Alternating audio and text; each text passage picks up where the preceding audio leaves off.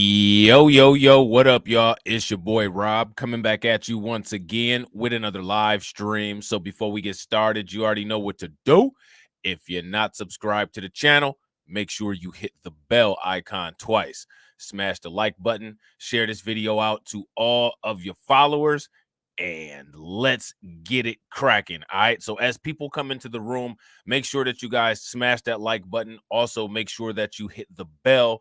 Remember, it's very important. Share the video out. Also, tell your friends, get them over here, get them in on the discussion, because what we talk about on this channel is, quote, what we should have more channels about, according to many people. Yet we don't have many people subscribed, as YouTube has revealed since July 29th, revealing everybody's subscription counts.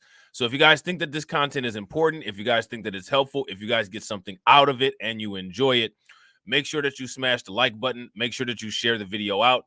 Make sure that you guys follow my other social media, which are in the description box and on the about page, as well as follow all of my backup channels. Mission for the end of the day: get Just Talking with TD and Rob to 1K subs. That's the mission for the end of today. We got 13 more to the 1K mark. All right. Shouts out to my man Boxing MMA. Shouts out to Volvo. Shouts out to Katsy. I'm early because I got more streams that I want to do for you guys. All right. So we got some interesting things popping off, and we're going to get right into it because it's probably going to seem like I'm rushing this stream, but that's because I got a lot of streams. That's because I got a lot of streams for you guys. You guys know who this lady is? If you guys know who this lady is, give me a thumbs up in the comment section. If you can read, you can probably see it in the top left-hand corner, but don't look. Don't be a poor sport. Just guess. I've done reaction videos on her content before. Kim Iverson, she's a journalist. Some things that she says I don't necessarily agree with, like her take on AAPI hate crimes. However, I think that Kim is a decent journalist. You guys will recall she's a familiar face from The Hill. All right. But what you'll find is that you won't see her on The Hill anymore. Now, how is that relevant to the C19 report? I'll tell you how it's relevant to the C19 report after we take a listen to her video. And you guys will probably see me and TD commentate on this video, but we're going to be commentating on it for a different reason, not for the reason that I'm using it right now. So real quick, everybody who's watching, shouts out to the people on Facebook, shouts out to the people on Twitch, and shouts out to everybody on YouTube. Please make sure you guys smash the like button, and also make sure that you guys share the video out. Very important. All right, let's get it. So as some of you may have heard, I am no longer with Hills Rising. And I know many of you want to know what happened and why there was a sudden departure, so I'm here to explain. Now, a year ago, when I joined Rising, I promised the viewers that though I was working on a corporately owned media show, I wasn't being censored or held back in any way, and I wouldn't be there if I was. Prior to joining Rising, I was doing my own show independently. I was independently funded, and one of the benefits of being independent is that there are no corporate overlords or establishment types meddling with the content. And of course, we have to dance around YouTube's community guidelines, but beyond that, the actual editorial calls are not being made by some establishment hack. Now, obviously, viewers were very concerned when I joined. Now, I have a question immediately. Do you guys agree with what she's saying? If you guys agree, give me a thumbs up. If you guys disagree, give me a thumbs down. And shouts out to my man, RG Titan. What up with it, bro? Joined Rising, that this would change. That instead of being my normal self of questioning the establishment, calling them out, thinking outside the orthodoxy, and criticizing our leaders, that I would instead morph into some shill or stay quiet when I would normally speak out. So now, listen, I'm going to tell you something. Kim Iverson, she doesn't seem like the kind of woman that stays quiet, and she seems like the kind of woman that runs the relationship. Just saying. You know what I'm saying? But what I want to ask you guys is, do you guys recall when I used to use clips from The Hill, from The Rising, and it had her in it? And remember, I always said that there was it seemed like there was some tension between her and the guy with the glasses. Do you guys remember that? If you guys remember, give me a thumbs up in the comment section. If you guys don't remember, give me a thumbs down. I made numerous assurances that this was not happening at Rising, that I was free to say what I wanted and I was free to talk about what I wanted. And that was true. My radars over the past year were all me. I wrote every single one. I didn't have to consult with anyone about what the topic would be or what I would say about that topic. No one edited the pieces. They were 100% mine. No one ever told me what to say or what not to say at Rising. And I know that I made some of my colleagues uncomfortable with some of the things that I would say. And when I did, never once did a manager or producer pull me aside to tell me to tone it down. I was completely free to say whatever I wanted at Rising, and I did. I said whatever I wanted, most notably openly criticizing the pandemic response, vaccine mandates, and Fauci. I still remember the first time back in August of 2021, when I stated that the vaccines don't stop the spread. And I was met with fierce resistance to that idea. Do you remember this? Yeah, I mean, I just don't understand. We know now that the vaccine doesn't stop the spread, so I could understand maybe doing a vaccine mandate if there was. It certainly stops the spread. And it doesn't stop the spread. We know it doesn't. The science. Now, real quick in the comment section, do you guys agree with that statement that Kim Iverson made, or do you guys disagree? Let me know. And if you guys haven't smashed the like button on the video yet, please take a moment. Shouts out to all 6 people who are watching on YouTube. If you guys could smash the like button, and everybody that's watching over on Facebook, also make sure you guys smash the like button and share the video as well. On YouTube, we got 8 likes and 6 people watching. So if everybody smashes that like button, we'll be at 14 likes, which would be awesome. Remember, we have that goal of 100 likes per piece of content. So help your boy out with that. Smash that like button and let's get it. It's clear that it's not stopping any spread. My open criticisms of the narrative, decisions around the pandemic, and Fauci brought in millions of views for Rising. Out of all the hosts, COVID and the pandemic response was my topic. All of the viewers knew this. So when I found out Sunday night that Fauci was going to be on the show, I was excited. That's funny as hell, boxing MMA. Let me ask you guys a petty ass question. Do you guys agree with boxing MMA? Boxing MMA says she's definitely the alpha in the relationship. Probably got a beta man like horse teeth AOC does. Yeah, that face right there that she's got right there, that's probably the hitting the spot face. And it probably scares the shit out of her dude. And I guarantee you she does all the talking and signs all the checks. Seriously. I mean, I just get that from the personality. You know what I'm saying? She seems like a motherfucker that runs a tight ship. Was a moment I had waited for and viewers had waited for. I had questions that I wanted to ask him, like, does he still support mandates for these non-sterilizing vaccines with mRNAs not succeeding in ending the pandemic? Why is he still pushing for them?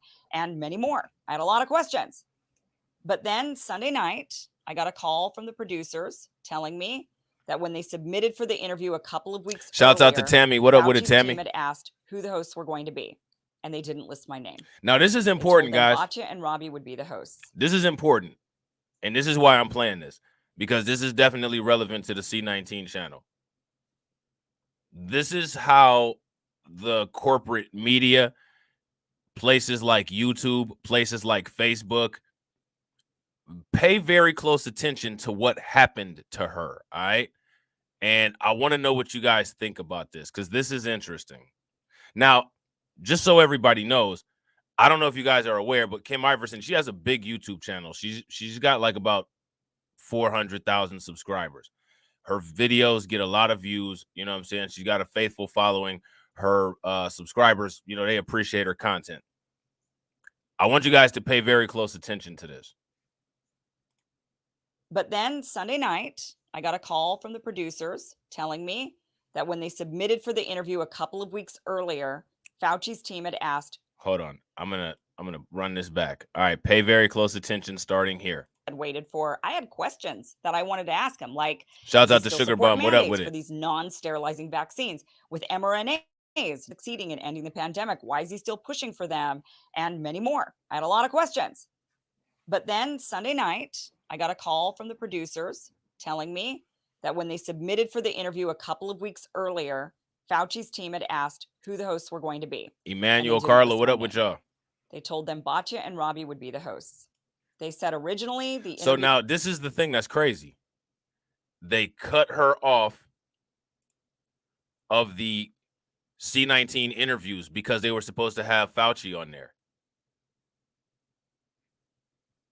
They didn't want her asking Fauci questions because she's a skeptic.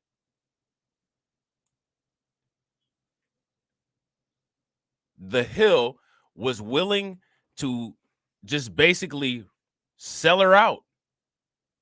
Now, that is interesting because why would they do that? Shouts out to Shatera. What up with it, Shatera? Why would they do that? That's the question. If you guys knew about this, give me a thumbs up. If you guys didn't know about this, give me a thumbs down. Now, here's the thing. Do you guys remember when Crystal Ball and that other guy were on there?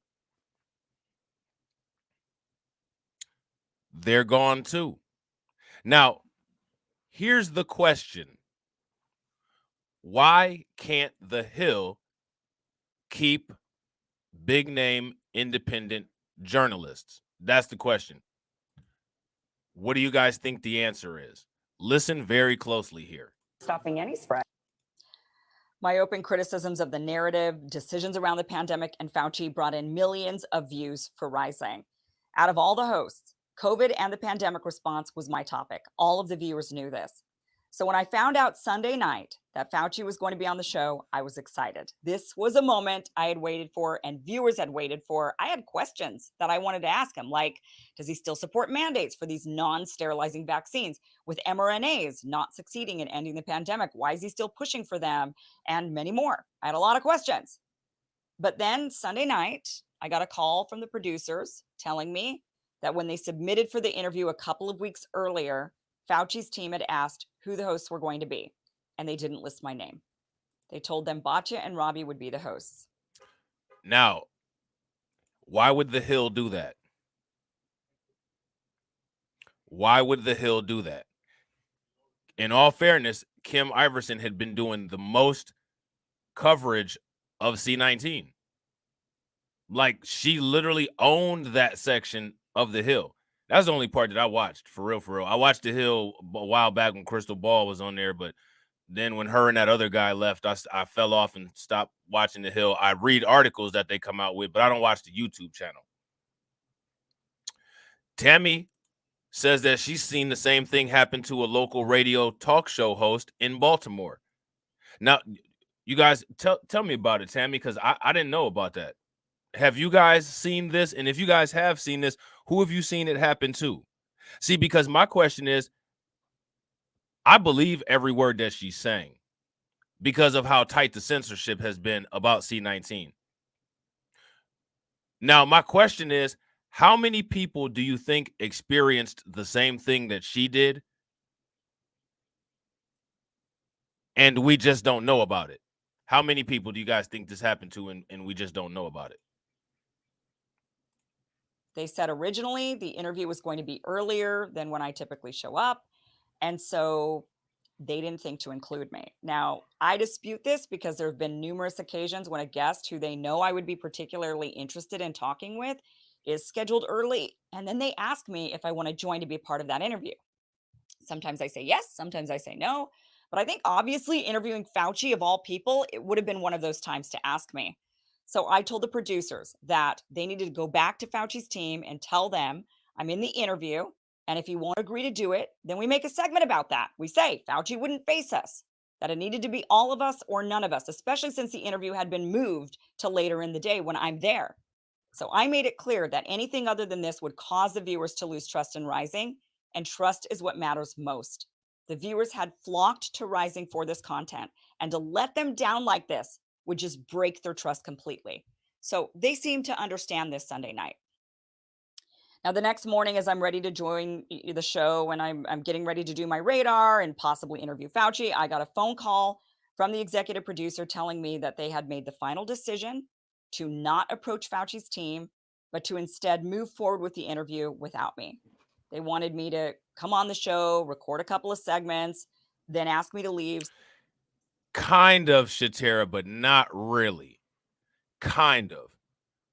Only in regards to the information being put out about COVID-19 and the information being put out about monkeypox. Kind of. Just in regards to monkeypox and C19.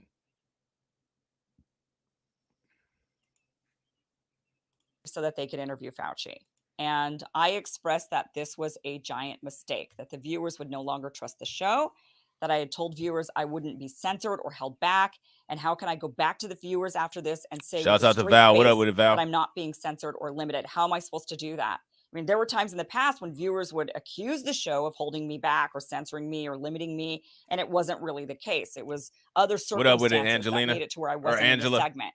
But in this particular case, that wasn't the situation. So what was I supposed to say to viewers after this? How could I say, yeah, you know, it's corporate media, but trust me, guys, I'm not being censored or held back? I mean, up until this point, it was true, but after this, I wouldn't be able to say that. And that would make me a liar, and it would put my reputation at risk because I made promises to the viewers. So now here's my question. Why is nobody allowed to question Fauci? I mean, the way that the media would talk about the Rand Paul issues, they acted as if he was being attacked, and Rand Paul literally was just trying to get him to stick with actually answering the questions. Appreciate it, Angela. I'm glad you enjoy. So that's my question. What do you guys think about that? And so, because of all of this, I am no longer with Rising. Now, I want to say there are a lot of really good people who work at Rising. The team is amazing. And I had a really great time over this past year being on that show. I don't regret a single moment of it. And I also want that show to be successful because there are so many great people working there.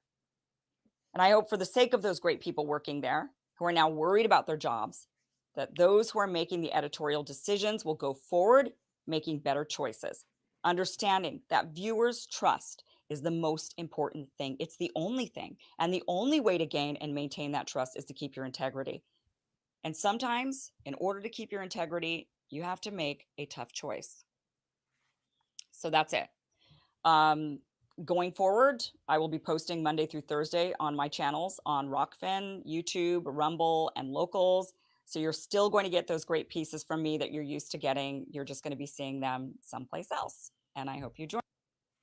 So I think that's unfortunate. But the bigger issue is the media censorship behind the accurate information. That's the issue. Now, I've got a couple videos here that I want to show, but my computer, for whatever reason, is just not cooperating. Okay, so yeah, we're going to look at a video from Insider, all right?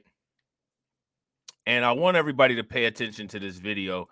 And as you're watching this video, I want you guys to just flood the comments with exactly what you think about it, all right? Now, I want to give you guys some context.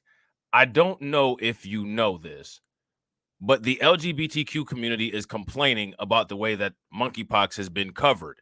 They feel that they haven't been given adequate information. They feel that there should be greater access to the vaccines, and they feel as if there's not enough access to care. If you ask me, what we're going to see is we're going to see the monkeypox emergency declaration become the new grab bag for the Democrats.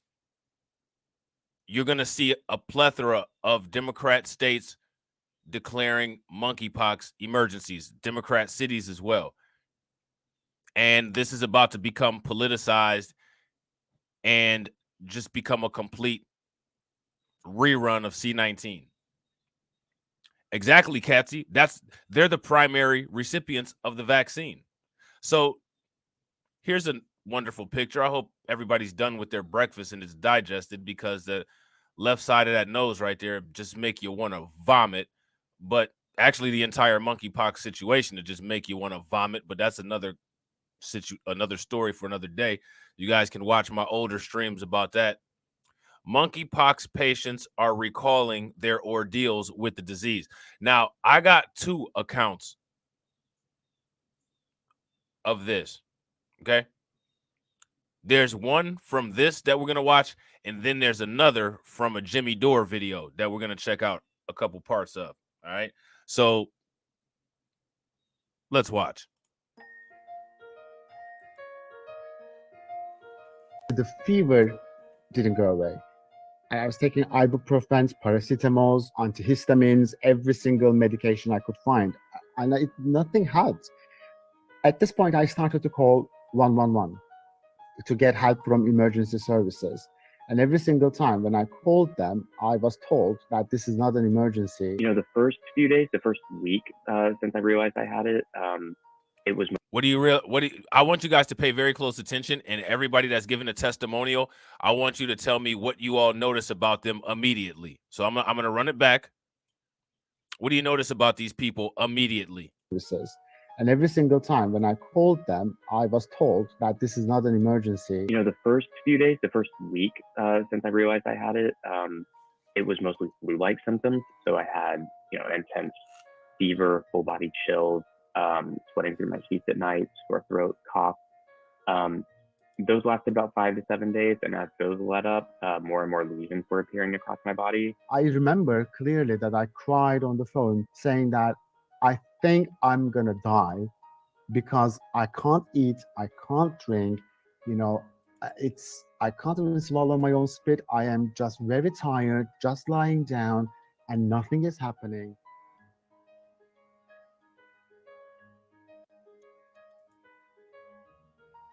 With more than 70% of cases reported from the European region and 25% from the region of the Americas. Now, you see what Shatera put on the comment section there? That coincides with this. Pay very close attention. Get your screenshots, because you guys know that the narrative change is coming very soon. Where are more than 70% of the cases? We also looked just a couple weeks or a couple days ago at the breakdown of who it was and who made up about 75% of the cases. More than 70% of the cases are reported from the European region. So let's ask the next logical question. What does that mean? Shouts out to my man Kareem. What up with it? Now, what I want you guys to pay attention to is that this disease has been endemic in Africa. Okay.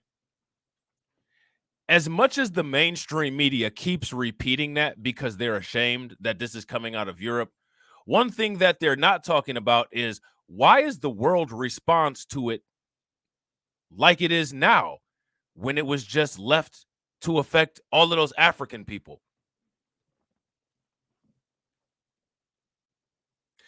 Doesn't this kind of remind you of heroin? So now we have a war on monkeypox. Now it's a medical problem. But somehow when it got from Denmark to Africa, and it was, quote, as they like to continue to repeat, endemic in Africa, nobody cared.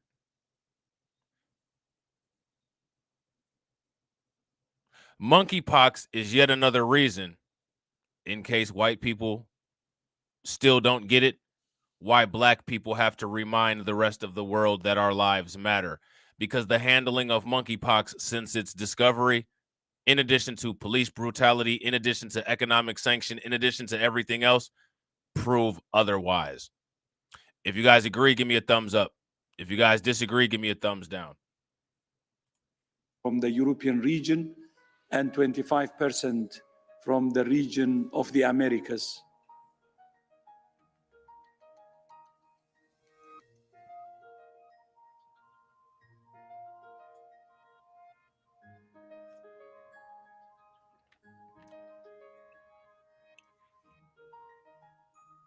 We know that from the countries that are reporting cases at the moment. So we gotta talk about what RG Titan says.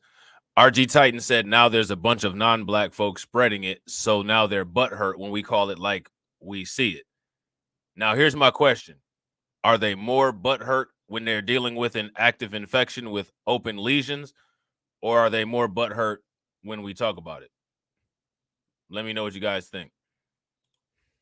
Roughly half of them have already secured access to this vaccine.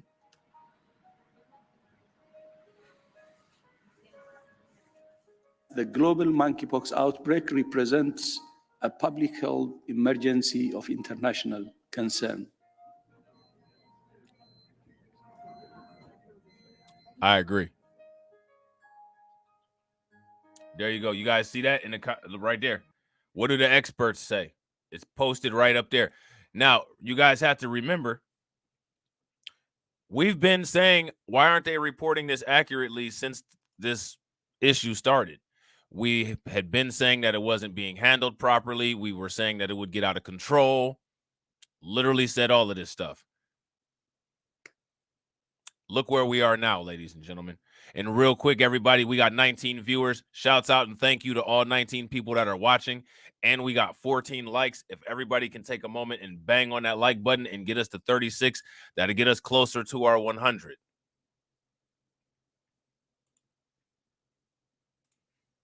I do think, unfortunately, there is real potential for stigma. There were quite a few, internet trolls saying really cruel, unkind things to me.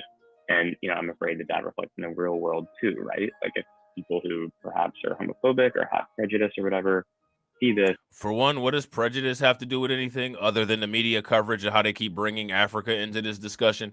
And second of all, again, when it comes to this, people are talking about people who engage in the slosh parties. Like I said, regular LGBTQ people who are practicing considerate and hygienic sex, in my opinion, probably have the same kind of risk as a heterosexual couple. It's literally people that come from these European boy brothels that are spreading it. Most of these cases, just like what we read about in the Spanish case from the other day, can be traced back to parties. Shout out to my man Keith. What up with it? Most of these cases can be traced back to parties that were going on in Europe. So, in my opinion, an LGBTQ couple that operates, practices fidelity, uses protection, gets regular checkups, and is in a faithful and stable relationship, more than likely is probably going to have a similar risk, probably still a little bit more because it's MSM, but probably slightly higher, marginally higher than a heterosexual couple. So this has nothing to do with homophobia. This has to do with responsible behavior. Now, if there was a disease like syphilis, and I don't know if you guys are aware of this, but there was a penicillin-resistant strain of syphilis running rampant in Europe a couple years ago. When people said use safe sex, don't slut it up, don't just be sticking your meat into everything, nobody said that was heterosexual phobia. Nobody said that. That was basically practice safe sex, and nobody took it as anything strange. So my question is, why do we have to use this red tape and censorship when dealing with these people? Right. That's what I'm saying. They're not even dealing with familiar couples. I mean, it's just I don't even know what you call it. It's not something that I've ever been involved in or engaged in. And I've never even engaged in anything like that with women. You know what I'm saying? I mean, shit. You know what I'm saying? A human meatball. You know what I'm saying? Now, again, we're talking about the behaviors, not the fact that these people are LGBTQ. We're talking about the practices, the rituals. You know what I'm saying? These people will say, well, you're attacking me because I'm LGBTQ. No, we're attacking your hygienic sexual practices, your sexual hygiene, not your sexual methodology. If a heterosexual couple goes to a brothel, or if a heterosexual couple involves themselves in swinging, or if a heterosexual couple decides to basically play a game of fucking roulette, they're probably going to be subject to syphilis, herpes, HIV, a bunch of different diseases, all of which you can contract also in ways outside of sexual contact. So they need to stop with this nonsense. Stop. This is an LGBTQ community. They don't speak a different language. They live a lifestyle that's not the same as a heterosexual couple. That's the only difference. You get to deliver the message the same way everybody else does. If what you want is equal rights, then what you should get is equal scrutiny anytime there's an issue. I don't understand that. And my thing is as far as that whole equal rights thing goes, they do have equal rights. That could be used against the queer community.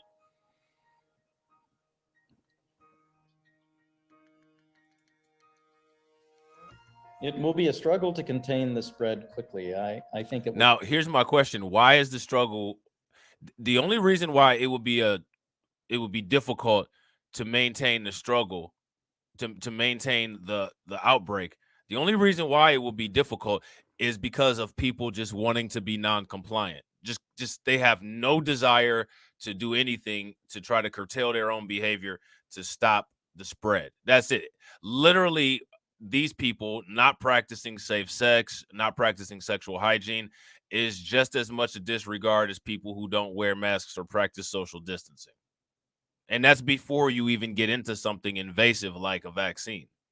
Real quick, ladies and gentlemen, we got 12 live viewers. Shouts out to everybody watching. If everybody can smash that like button, we'll be at 30. So please make sure you guys take a moment. If you haven't smashed that like button, smash the like button. And also, if you're not subscribed to the channel, take a moment and hit that bell icon. It will take many, many months for us to be able to get this outbreak under control. I do wish that the WHO and others in the international community had been more forceful sooner in raising the alarm, but it is better late than never. And we're not without tools or a strategy, but it is just going to require more effort around the world to move quickly when these new outbreaks emerge. All right, so there's that. So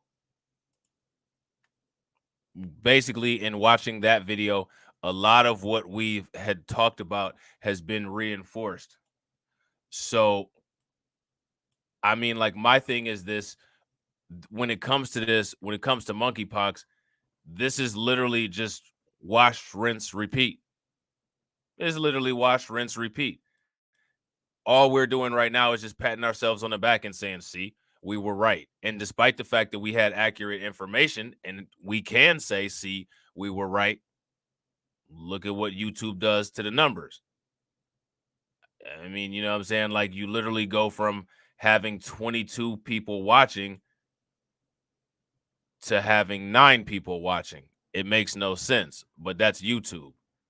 You know what I'm saying? That's why it's so important. I need you guys to do as much as you can. Smash the video, smash the like, hit the bell, share the video out, because otherwise, this is what you get.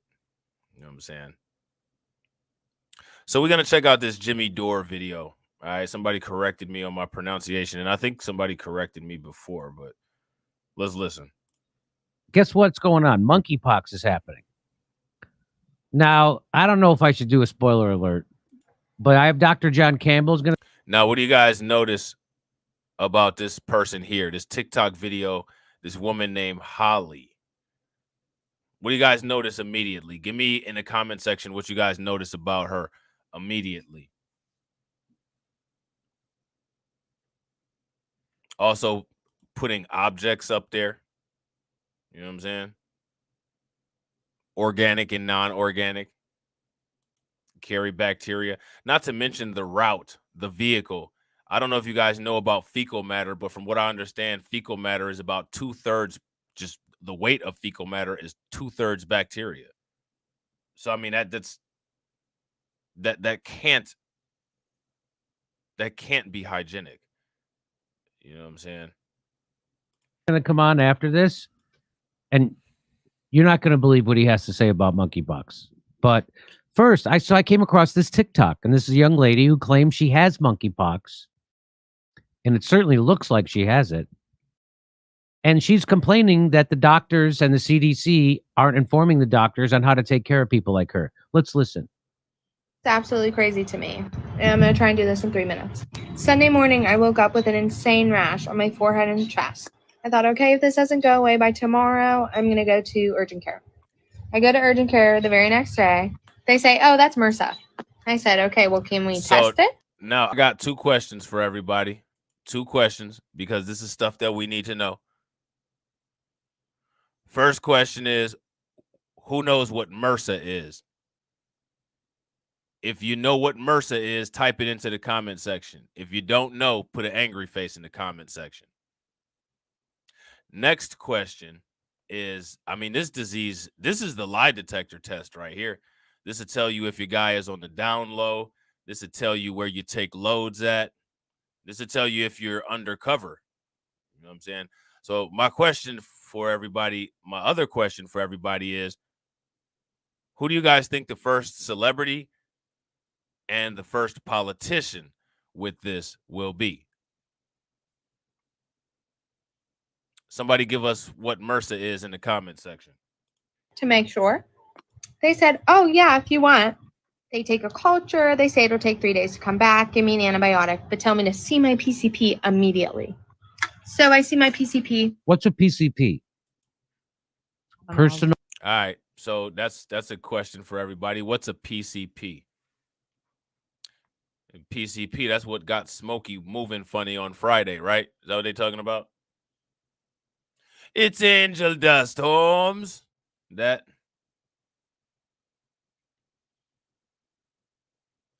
PCP is primary care provider or primary care physician. No, I'll look it up. Okay, look it up. Yes, you guys do that. Immediately. You guys do that. You guys put all your brain power together to figure out what that is. She says, oh, it's a rash. Gives me an antibiotic. So in my mind, I know that it's not just a rash. I can tell that something's wrong. So I call urgent care and I'm just like, hey, is there any way you can test that for monkeypox? They said, monkeypox? I said, yeah, that disease that's going around. Okay, so everybody knows what a PCP is, what primary care physician is. That's good.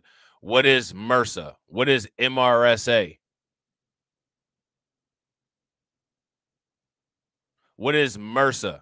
What is MRSA? What does it mean?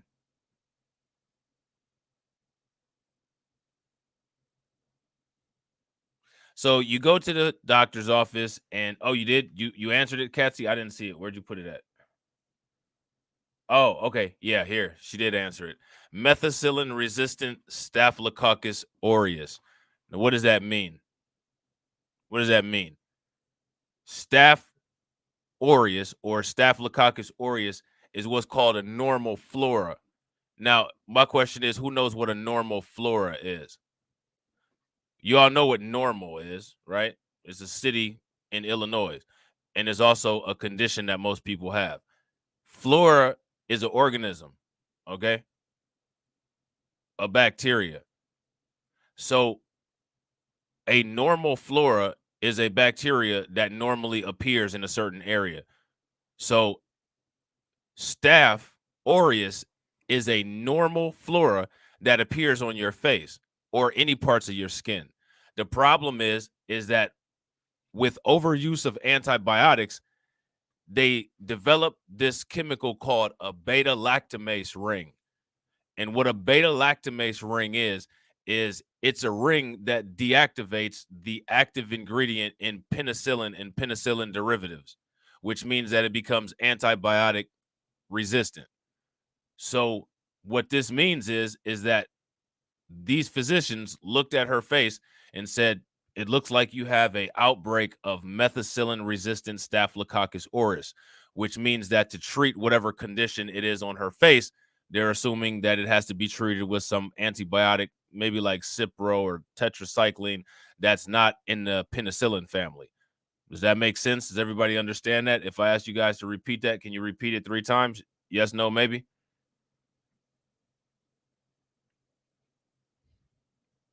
It also can contribute to acne. One of the reasons why it contributes to acne is because these things can change the pH, the acid base value on your skin. Your skin needs to have a specific acid base balance. That's why when you buy skin products, they'll have either benzoyl peroxide or some kind of acid product. because these bacteria that live on your face, if there's too many of them, the reason why it causes these biological issues is because it changes the acid-base balance because of the waste products and metabolisms of the bacteria.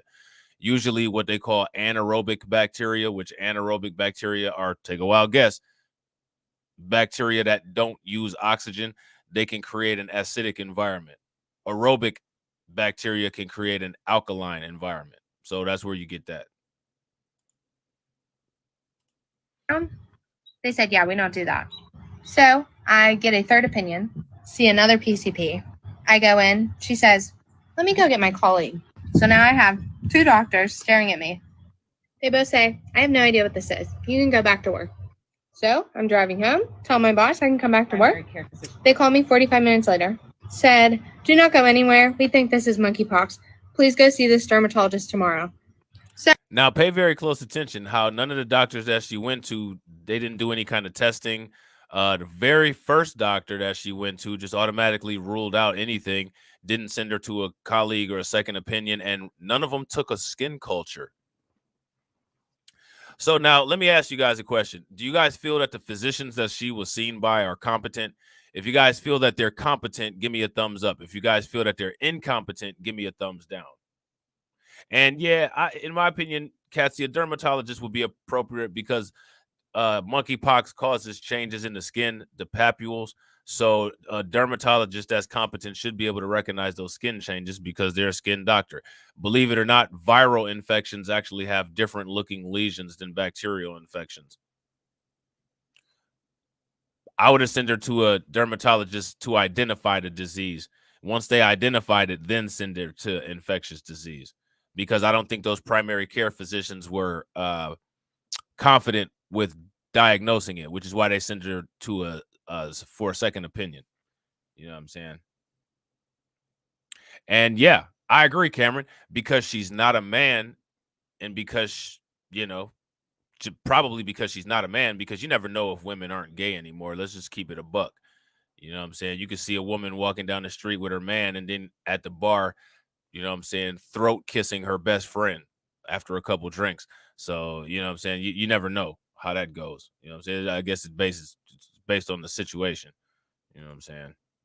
So there's that. She looks like one of those kind that get sloshed and then just be slobbering all over her best friend. So you never know. So I make an appointment with that dermatologist. Let me also just mention, at the appointment, I mentioned, hey, do you think this is monkeypox? And they said, what's monkeypox? So Thursday comes around, the day of my dermatology appointment. The doctor calls me and says, we're canceling your appointment. We're not dealing with that. And I quote, call the CDC, is what they told me. I call the CDC. The CDC says, call your PCP. The lady I talked to at the CDC had no idea what she was talking about. Couldn't answer any of my questions. I have not been able to get tested anywhere. Doctors have refused to see me. And I have this mysterious and painful rash all over my face, chest, arms, back. And meanwhile, 3 doctors had no idea what I was talking about when I said, is this monkeypox? Now, what do you guys think about this? Here's my question for you guys. Do you guys believe this woman?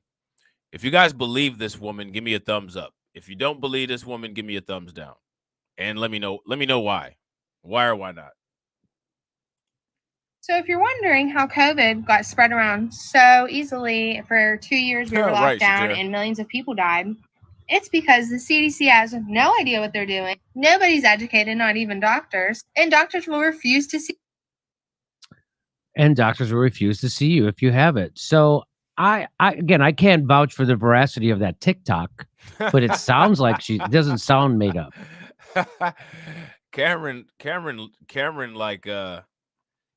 shines on these monkeypox videos, doesn't he?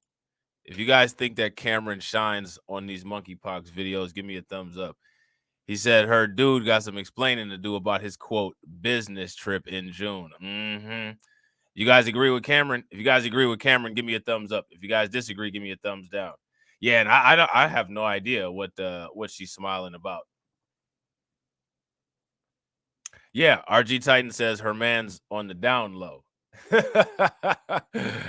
If you guys think that her man is on the down low, give me a thumbs up. If you guys disagree, give me a thumbs down. Well, I mean, okay, let's say she doesn't have monkeypox. When they go, what's monkeypox? That's not a good answer. Right. So I've had a similar experience. I went to see a neurologist. I got vaccine injured, and I had wicked optic. It was called occipital neuralgia, which was the most was super wicked. So let me you just touch my scalp. It was the wind blowing on my scalp would hurt. That's how bad. Sounds like a shingles kind of pain. It was unbelievable. Well, you know, I mean, and by the way, the vaccine. Oh, sorry. Let me just finish. And so I go to this neurologist. What is it called? A neurologist. And by the way, it took me about 2 months just to get in a goddamn appointment. And so I finally get in with this neurologist. And I tell him I got injured by the vax and I got this thing in my neck, and it's on the side. And a lot of people are experiencing stiff necks on the side where they got the jab. And so I got the jab here, so I was getting it here. My producer got the jab here. He was getting it here. Same thing with Steph. So I was explaining this to the doctor, and the whole time he's just sitting there shaking his head. He goes, "You didn't get injured from the vax." That's what he says. He didn't know anything. Now, here's my thing. I agree with what Shatara's saying. Shatara says she believes her. I actually do too. She says, however, that is the physicians that she went to who were not prepared to deal with it. Now, here's my question. And I'm going to ask this honestly, and I want you guys to let me know what you think. Do you all think that the United States is prepared to deal with any volume of this?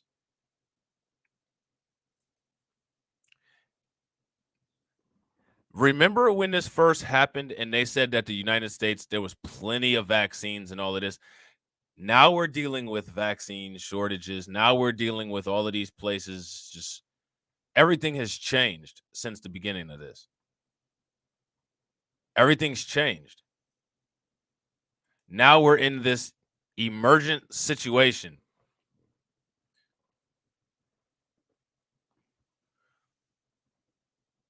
The CDC has been putting out lots of information about monkeypox with lots of pictures.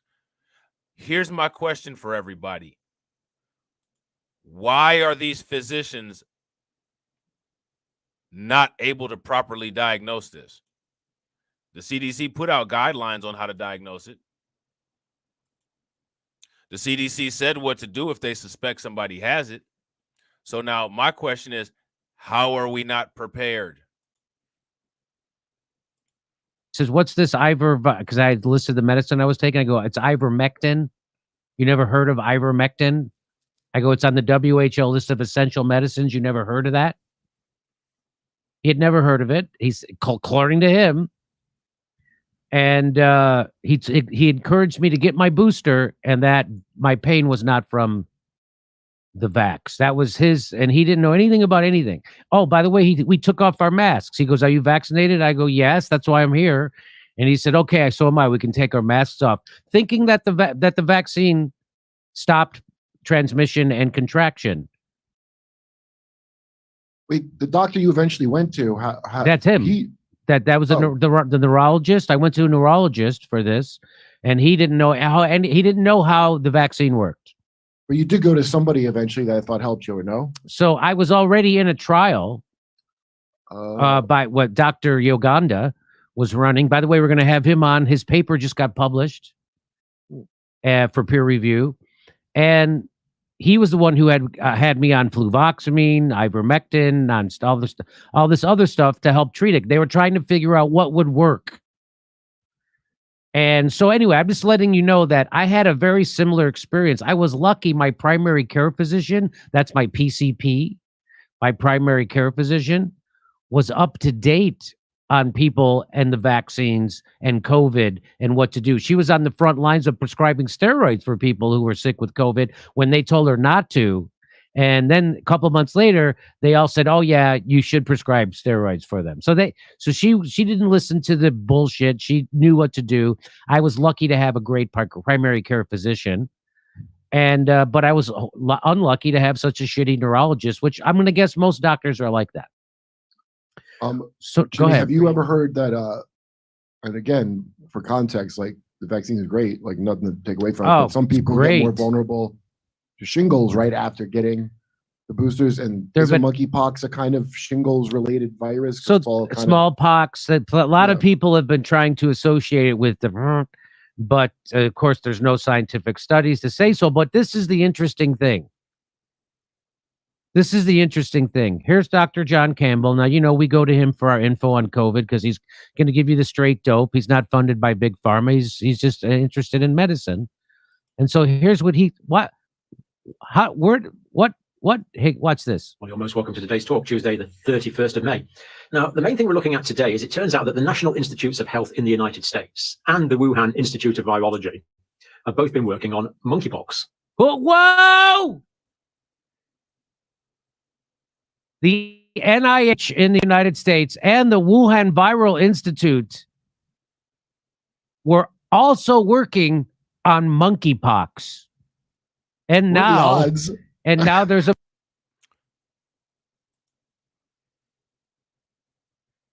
So now my question is, what do you guys think about that? Now, I'm hoping that they put up some supporting information.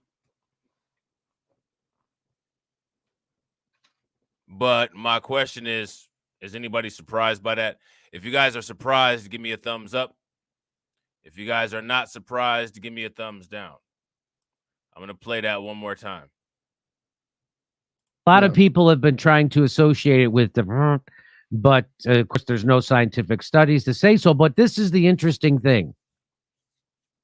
This is the interesting thing. Here's Dr. John Campbell. Now, you know, we go to him for our info on COVID because he's going to give you the straight dope. He's not funded by big pharma. He's just interested in medicine.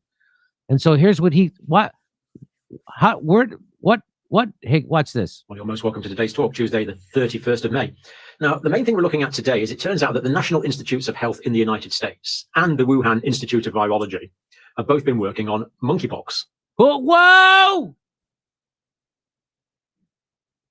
The NIH in the United States and the Wuhan Viral Institute were also working on monkeypox. And What are the now, odds? Now, my question is, we need an interview with Dr. Fauci. What's he got to say about it? Because interestingly, I haven't really heard Fauci say too much about monkeypox other than the interview that he did with CNN.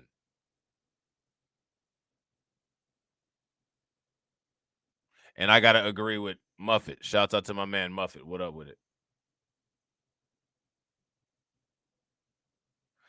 So now what?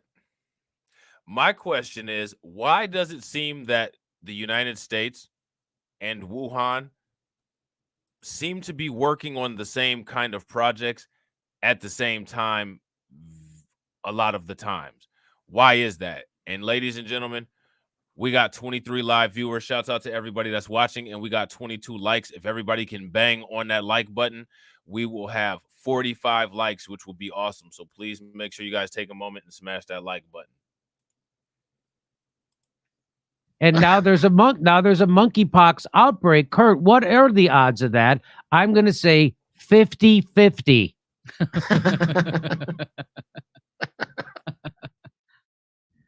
Whenever there's a new outbreak now, 50-50 chance it was started in a Wuhan lab funded by Dr. Fauci and the NIH.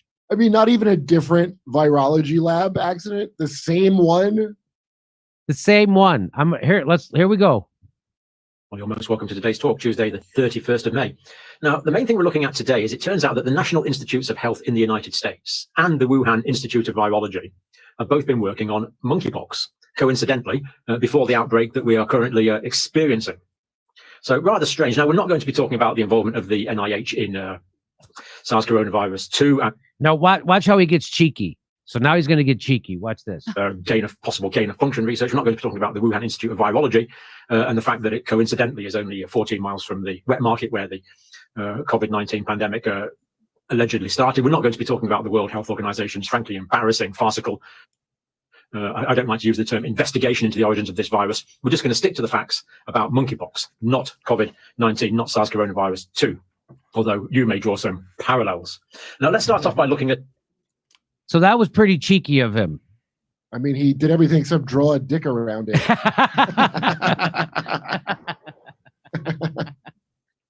And so then he goes into how it's the severity of the outbreaks and what have you. And I didn't find any. And people who find jokes like that funny are the exact reason why this disease is out of control.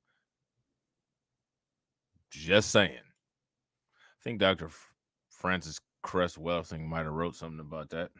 Any of the rest of the information that interesting, so I'm not going to talk about it, but he does do a very brief breakdown of monkeypox. So if you want to know what monkeypox is about, he does a quick breakdown of it. Do you want to see it? Here, Well, I'll do it and speed it up. Speed. Go. What, you want to say something, Kurt? No, I do want to see it. Okay, here it is. The key facts relating to monkeypox.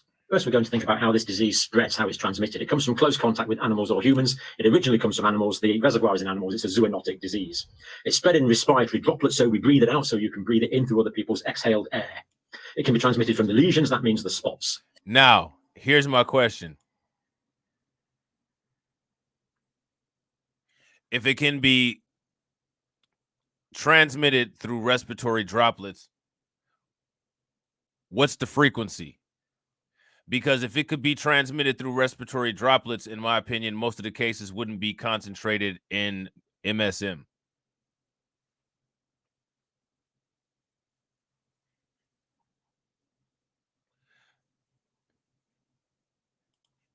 Shouts out to my man KO Kid Fit. He says the woman I made the video on in ATL is now doing TikToks for clout with monkeypox. My brother knows her. That's crazy. Yo, drop the link to that video in the chat, bro. She needs to sit her ass down and be quarantined. Yeah, on a donut pillow, because it's probably painful if she does it on a chair. It can also be transmitted by close direct skin-to-skin contact, especially if there's some broken skin. It can also be transmitted in body fluids, and we know that some of the transmission at the moment is occurring in the male homosexual community, as the mucous membranes component there indicates. It can also be spread through contaminated materials, bed linen, clothing, towels, anything else like that. And a fomite is a physical. So now you see, like, my thing is okay, I get it and I understand, but like this doctor was literally just basically going off of CDC guidelines, and what we were doing we were critical thinking, because we continuously ask the question, how is this not a sexually transmitted disease? If this was respiratory the way that they claim it was, then the transmission would be more distributed and there would be less of a concentration of these issues within the LGBTQ community. The concentration of who has the disease and how it's spreading and where it's spreading from is indicative of the transmission method.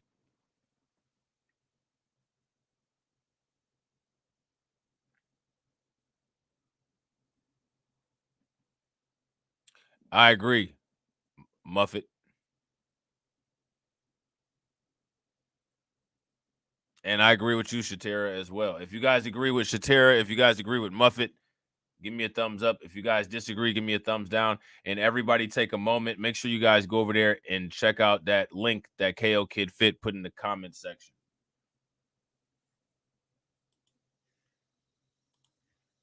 Object, like a surface on which the virus can sit. Now, although the virus has been spreading in the male homosexual community at the moment, it's perfectly capable of spreading anywhere. That's just where it started off. Let's now go on and look at the clinical features. Now, you see, he's not really given a definitive nail down. He's just saying, well, he's basically reading off of the WHO and CDC papers. Now, my question is it's spreading in the homosexual community, but, quote, anybody can get it. If that's the case, then why isn't, quote, just anybody getting it? Why is there such a disproportionate, everybody likes to use that term disproportionate, except for when something actually is disproportionate. Why is there a disproportionate concentration of monkeypox in the LGBTQ community? Why is it so disproportionately concentrated in there? You know what I'm saying? Shouts out to my man Crypto Key. What up with it? Why is that? Does that make any sense? You guys make that make sense for me. information on clinical features comes from the NHS and the World Health Organization. The incubation period is 6 to 13 days. That's from when someone's first exposed to the virus up until the onset of clinical features. And there's a prodromal lymphadenopathy. Now, the prodrome is when someone starts feeling ill before they have any specific features, and lymphadenopathy is swelling in the lymph glands, such as may occur in the neck, under the chin, in the armpits, or in the groin. The lymphadenopathy. That's prodromal, when the person just starts to feel ill. That comes on early. Then there's an acute illness with fever, more than 38.3 degrees centigrade, which is 101 degrees Fahrenheit. And of course, when you have these body temperatures. So you get fever, flu-like symptoms. You're going to get the inflamed glands and all that stuff. Okay. The person really feels quite ill. They have chills because when the body temperature is going up, the person feels cold, and they'll seek warmth. They'll try and put on blankets and keep warm. Usually there's quite a bad headache. There's muscle pain and muscle aches, back pain, muscle aches. Myalgia and intensa. This term here means weakness. There is a general weakness and tiredness. Followed by 1 to 3 days later, the progressive development of a rash. Now let's look at the rash. Here we see an example of the pussy spots caused by monkeypox. They can occur on any part of the body. Here we see another picture of the characteristic rash in monkeypox. Looks like smallpox, where the virus is endemic in certain areas. Now this picture actually shows the progression of a single spot. So it starts with this raised area, becoming more prominent here. Then it gets pussy, it fills with pus. And then after a while that will burst. Then it will dry out, and then it will gradually flake off, leaving a scab, and it can leave a bit of a scar. It can also be very itchy and sometimes painful, this rash. Now, this is a picture of the pussy rash that you get in smallpox, which is thankfully now eradicated. But it does show how similar a presentation smallpox is to the disease we now have, which is monkeypox. And for comparison, we can see the similar pussy spots that develop in monkeypox in this picture from the World Health Organization Same website. pussy. Now, this rash often... It sounds like he's saying pussy spots, but he's saying pussy. He's saying pussy with a British accent. So he's not saying pussy spots. He's saying pussy spots. Thank you for the clarification. Begins on the face, but in some recent cases, the rashes began where the person was actually contaminated, where the disease was transmitted through. Gotta love accents. And this was through sexual activity in some cases, but generally it starts with the face, where it's more dense. There's a lot of pustular spots on the face. Spreads elsewhere in the body and to other parts of the body, and it includes the soles of the feet and the palms of the hand. And the person becomes symptomatic, and then the rash is 1 to 5 days after the first symptom. So they're infected, they become symptomatic, and then 1 to 5 days, typically 2 to 3 days after the rash develops, after the patient first starts feeling unwell. The rash changes and goes through different stages before finally forming a scab, which later falls off, as we saw on those sequence of pictures from the NHS. It can look like chickenpox or syphilis or smallpox, as we noted. These are called pox because they have pussy spots. Now, I find this comment that Muffet put up interesting. He says, remember, the South African government, with the help of them, developed bioweapons to use against Black Africans in Project Kaz. These Western governments are terrorists and work with impunity. And that's a fact. And another thing that people may not be aware of is that the Mossad trains the white supremacists in South Africa that go around terrorizing Black people and Black farmers. So there's that. If you guys were aware of that, give me a thumbs up. If you guys were not aware of that, give me a thumbs down. And eventually, if I come in contact with some articles or some supporting information, I'll put up a video or a stream on Auditing Africa. So if you guys are not subscribed to the channel called Auditing Africa, take a moment and subscribe to that channel. If one of the moderators could put the link for Auditing Africa in the comment section, that'd be great. Go check out those streams over there and binge watch some of that stuff. You'll be very interested. Thankfully, we don't have smallpox anymore, but we do sometimes get chickenpox, but this is a completely different virus from the one we're talking about now, as is syphilis, which is a bacterial infection. Thankfully, we see very little syphilis now because it's largely eradicated with effective antibiotic treatments. As we saw, it starts with raised spots forming into fluid-filled blisters, then scabs which fall off, and the lesions can be very itchy. So now, I don't think that we need to continue with this video, and the reason why I don't think that we need to continue with this video is because literally everybody in here should be monkeypox experts.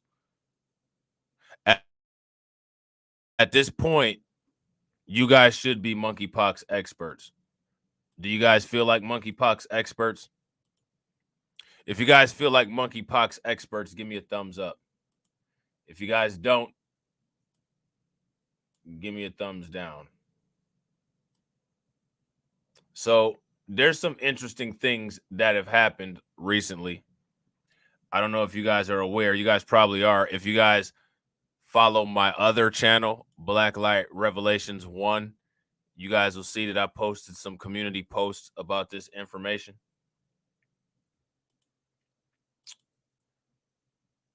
a couple states and a couple cities have declared monkeypox an emergency. Now, you guys remember San Francisco had declared monkeypox an emergency, but now California governor declares monkeypox an emergency. So now it's an emergency in the whole state. Okay. This is an article from Reuters that came out August 2nd. Okay. California governor declares monkeypox an emergency. California Governor Gavin Newsom declared a state of emergency over monkeypox on Monday in a move aimed at bolstering vaccination efforts to slow the spread of an outbreak that has infected more than 5,800 Americans. Now, here's my question, ladies and gentlemen, and I want everybody in the comment section to give us a guess, and we'll keep track of it. How much money do you think that the United States total is going to spend on monkeypox? That's my question.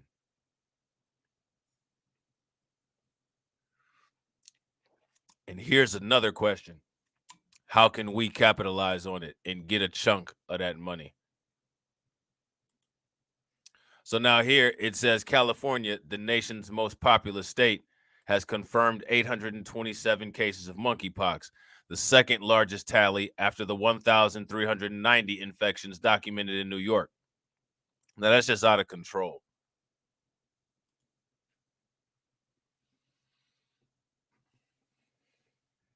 Katsy and Kareem say billions. You guys agree with Katsy and Kareem?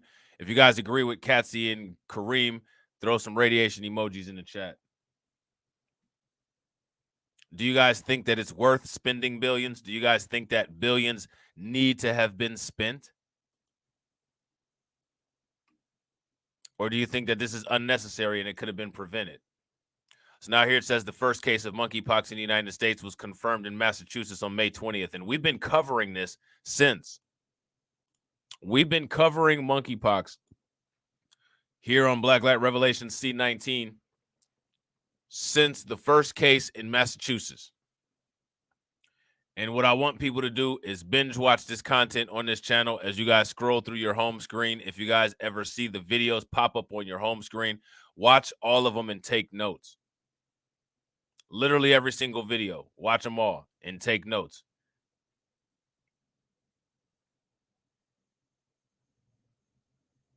And I got to agree with Val. It could have been prevented. The first case in California, a person who had traveled abroad, confirmed 5 days later. Monkeypox spreads through close physical contact, tends to cause flu-like symptoms and pus-filled lesions, though it is rarely fatal. We just talked about it in Spain, where 2 people have died. Newsom's proclamation came 9 days after the World Health Organization, WHO, declared a health emergency, the agency's highest level of alert over the rapidly spreading viral disease. Around 70 countries where monkeypox is not already considered endemic have reported outbreaks, with global cases surpassing more than 22,000, according to a Reuters tally published on Monday. A WHO report from July 22nd says only 5 monkeypox deaths have been reported worldwide, all of them in Africa, which we know is a lie. We literally read an article just yesterday that said that there were 2 deaths in Spain. This article was published on August 2nd. What I want people to do is at the end of the video in the comment section, make sure that you guys go and find the date of when the Spain deaths were found, and make sure that you put the comment of the date in the comment section as well as the link to where you found it, and I'll pin it up because that's what we need to do. Okay. Monkeypox, which spreads through close physical contact, tends to cause flu-like symptoms and pus-filled lesions. We already read that. Okay, I don't know what happened. It must have skipped down. In order to expand the inoculation against the disease, California's proclamation enables emergency medical services personnel to administer federally approved vaccines, similar to the statutory authority recently enacted for pharmacists to give vaccines. Okay. The state's monkeypox pandemic response builds on programs developed during the C19 pandemic, the governor's office said in a statement announcing the declaration. Now, in my opinion, it seems like the United States has not learned anything from C19. Because in my opinion, if the United States had learned what they needed to learn from C19, then this would have been prevented. This would have been prevented. So now here it says, last month, California public health leaders urged the federal government to make more vaccine doses available to the state as quickly as possible, and 25,000 doses have so far been administered in California. New York Governor Kathy Hochul declared monkeypox emergency last week in her state, which accounts for 1 in 4 U.S. cases documented to date. Now, my question is, who's the first politician that's going to come up positive with this, and who's the first celebrity? Now, my question is, let's just say, for instance, we start not seeing certain politicians for a while, or let's say we just stop seeing certain people on TV shows for a while. Notice how as soon as I said that, the viewers decreased. Shout out to my man Maine. What up with it? Notice how as soon as I suggested that, the viewers decreased. Now, my question is that a coincidence or no?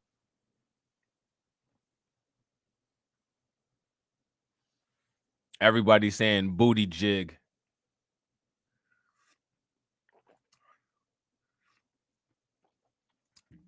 Everybody's saying booty jig.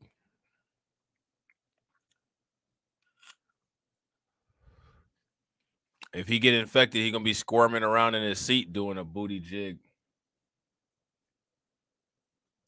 The motherfucker gonna be sounding like the Simpsons. The Itchy and Scratchy Show. California and Illinois declare health emergencies over monkeypox outbreak. So Illinois did it too.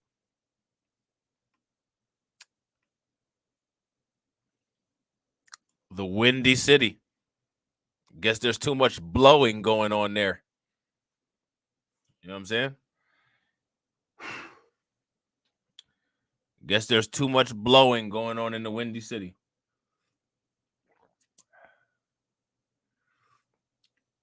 You think Jesse Smollett will be okay?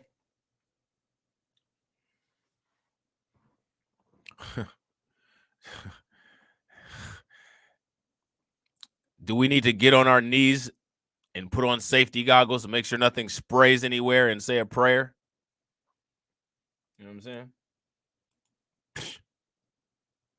California and Illinois on Monday joined New York State and the city of San Francisco in declaring a health emergency over the monkeypox outbreak. This is an emergency, ladies and gentlemen.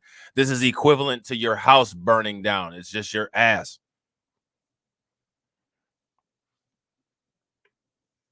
Okay? Except for I think that when your house is burning down, you're supposed to stop, drop, and roll. And I think stop, dropping, and rolling is what caused this. So there's that.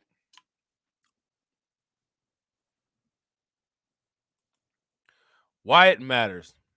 Monkeypox, which is spread to more than 70 countries, was declared a global emergency last month by the World Health Organization. California Governor Gavin Newsom proclamation enables administration to coordinate a whole government response to monkeypox, seek additional vaccines, and lead outreach and educational efforts on assessing vaccines and treatments, according to the announcement from his office. Now, here's my question for everybody. What does that even mean?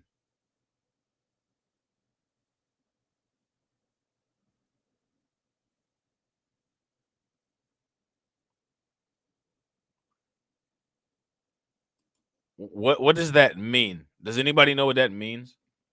Like, it sounds good. Okay. I hear you. But what the hell does it mean?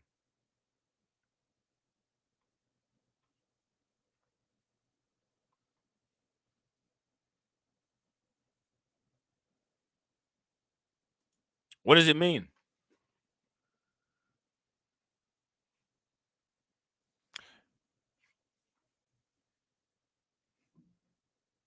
That's the question.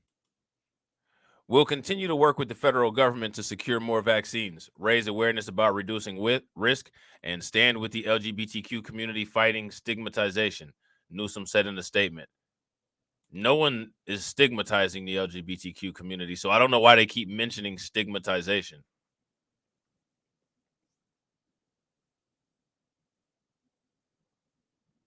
The most important focus should be stopping the spread of the disease and spreading accurate information and giving access to care. I'm sorry, but like these people's feelings should not be the priority. And real quick, ladies and gentlemen, we got 21 live viewers. Shouts out to all 21 live viewers.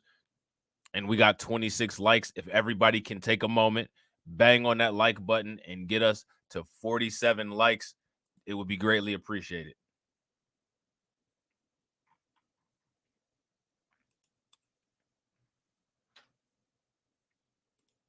So now here it says Illinois Governor J.B. Pritzker declared the state of emergency to expand the resources and coordination efforts of state agencies in responding to, treating, and preventing the spread of the virus, he said in a statement.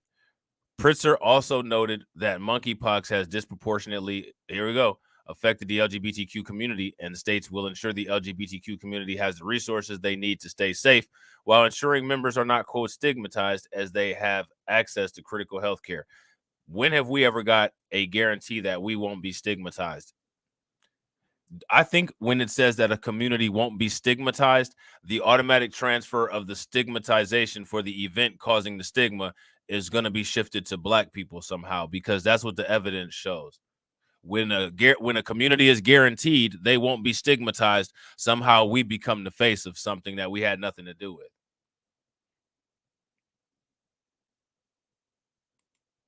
So that's interesting how that works and how that seems to happen. Actually, to me, I'm lying. It's not that interesting. You know what I'm saying? I don't find it interesting.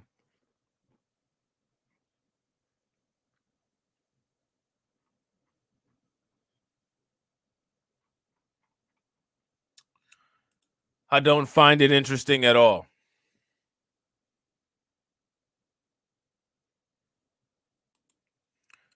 So now here it says California has reported a total of 786 cases as of Monday, while Illinois has recorded 520. So now I want you guys in the comment section to name all the places that have declared an emergency. I need everybody in the comment section to work with each other. Name all of the places here in the United States that have named this thing an emergency situation. Okay? Name them all. Every single one that we've talked about thus far. Okay? Name them all. Do you guys know who they are?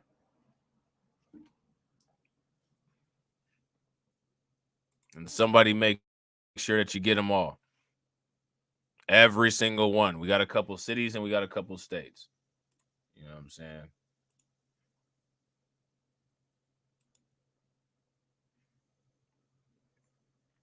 So I don't know if you guys have heard this particular piece of information yet, but did you all know that the United States government has named a national monkeypox coordinator?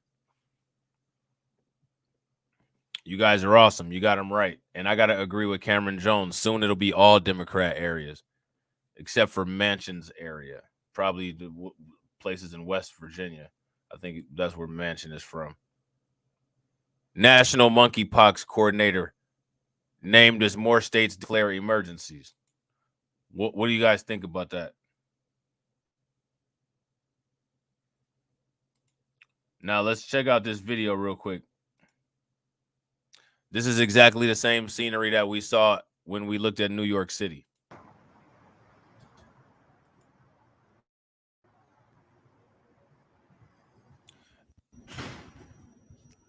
People lined up for this monkeypox vaccine.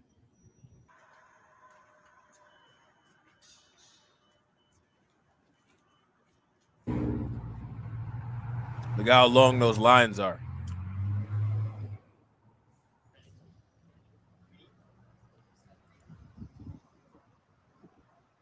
Look at that. Look at that. That's wild. President Joe Biden has named a national coordinator to help develop strategies for combating the monkeypox outbreak as states continue to declare their emergencies amid climbing counts. Biden is expected to announce Robert Fenton, a former acting administrator for the Federal Emergency Management Agency, FEMA. I'm sure anybody that's familiar with fringe topics, per se, is familiar with FEMA. Now, this is reminiscent of a lot of the things that Bill Cooper talked about in Behold a Pale Horse. I want to read this again.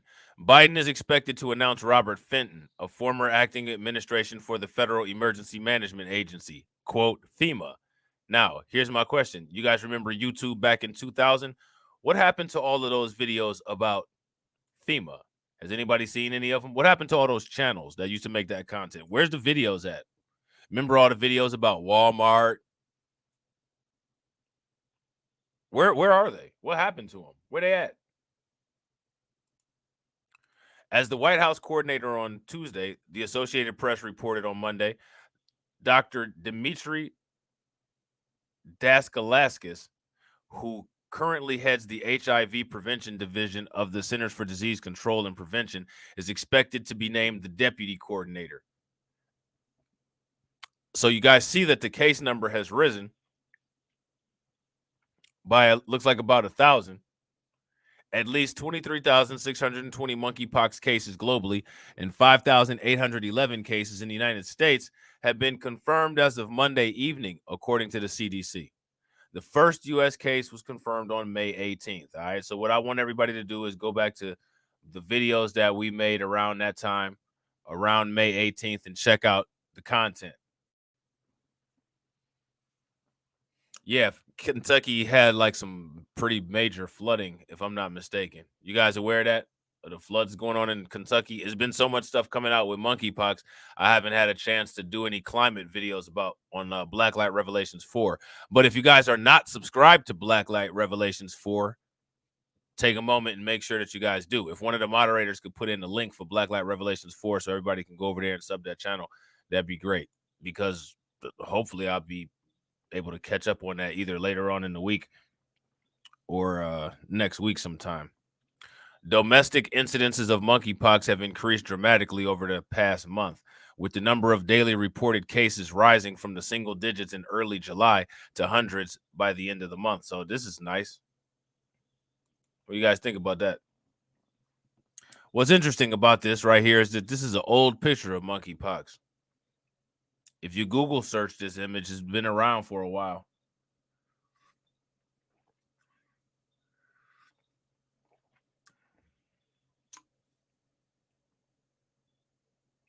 Shout out to my man AB Promotions. What up with it? Oh, wow. No, I didn't hear that. They found Carolyn Bryant in Kentucky with her son. I wonder if that flood was trying to flush her out. So now here it says the White House coordinator announcement was reported on the same day that California Governor Gavin Newsom and Illinois Governor J.B. Pritzker announced monkeypox emergencies in their states. New York Governor Kathy Hochul declared an emergency on July 29th due to the outbreak. Newsom and Pritzker both said that their emergency declarations would help the state with efforts to combat the virus in vulnerable populations. What does this mean? Because it seems to me that only one vulnerable population is even eligible for the vaccine. So what are the vulnerable populations? Last time I checked, only one part of the population was eligible for the vaccine per these people in California here. So now here it says monkeypox vaccines have been in short supply nationally due in part to a limited stockpile and the time required to manufacture additional doses of the most recent and safest version. Now, let me ask you guys a question about this paragraph here. All of this part right here suddenly changed. Shouts out to Mimi McCoy. What up with it, Mimi? This part right here suddenly changed. Didn't it? If this part right here suddenly changed, give me a thumbs up. If this part right here didn't suddenly change and I'm confused, give me a thumbs down. But this part right here suddenly changed. The shortage has been particularly apparent in areas with higher demand due to larger LGBTQ populations. So now, but none of this has anything to do with each other though. The shortage has been particularly apparent in areas with higher demand due to larger LGBTQ communities. Now, here's my question I want you guys to answer in the comment section. How do these things relate to each other? A vaccine shortage in an area with a large LGBTQ population.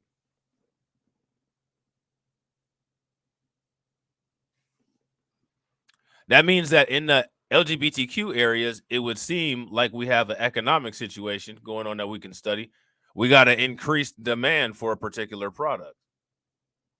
Isn't that what it seems like? There's a increased demand for a particular product. The supply of the vaccines is limited and the demand is high. That will, if they were for sale, that will cause the price to skyrocket. That's how the economy works, right?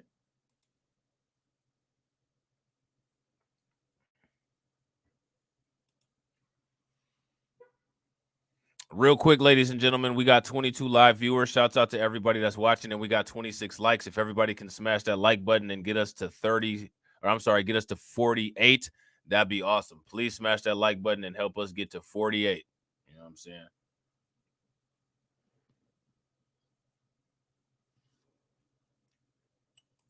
So here's the breakdown by state. You guys can see these dark red states. This is where the booty really hurts. These are the states that have the emergencies declared. And it looks like probably these other dark red states, this District of Columbia, Washington, D.C., Florida, Georgia, Texas. I don't know.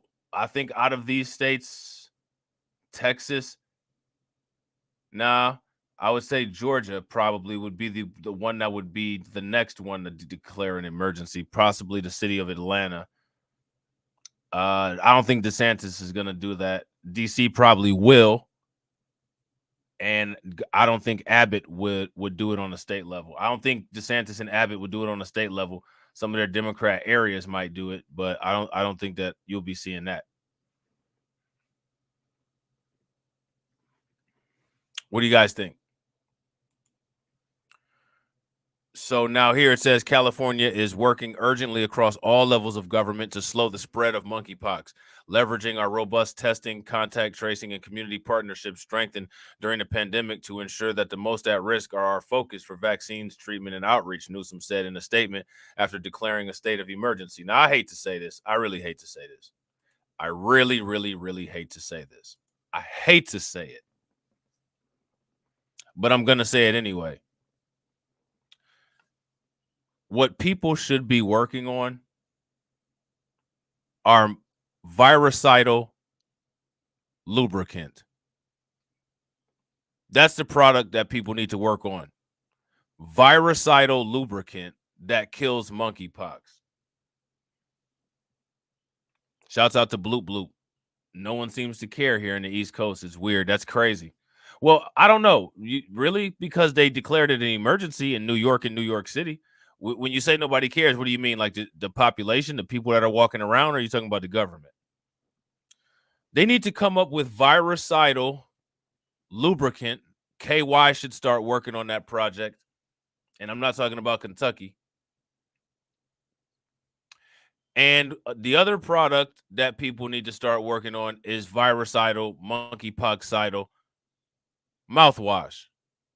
Because if you're going to be getting something put in your butt, and if you're going to be sucking and swallowing, you might want to protect those mucous membranes since people don't have sense enough to wear condoms.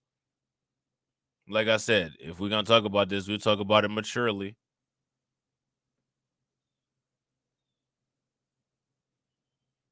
Those are the products. Even if you have antivirals and medication delivery in those ways, you know what I'm saying? I think that people will buy it. For real, for real. I think people would buy it. Also, I think it might not be a bad idea to figure out a monkeypox safe diet. You guys probably don't remember when I did the video about the butt-friendly diet because there was some food company that came out with an ass-friendly diet. You guys remember that? If you guys don't, I'll jog your memory real quick.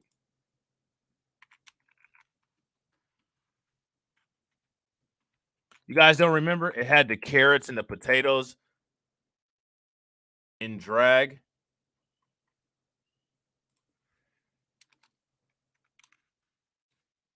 Hold on, let me see. I forget who it was that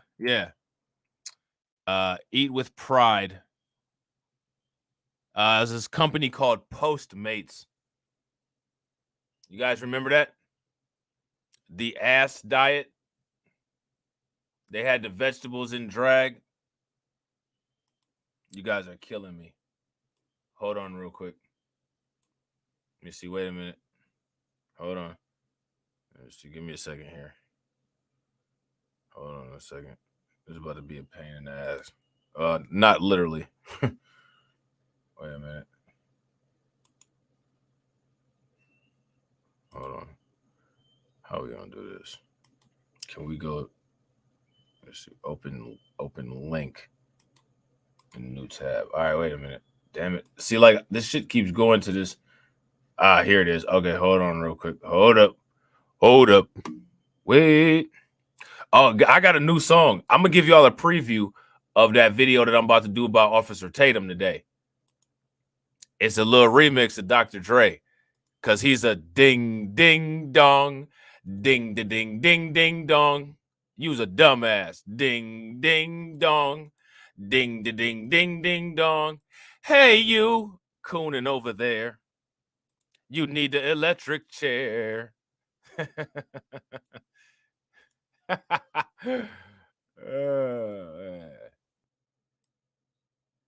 right, hold on. Wait a minute. All right, Postmates.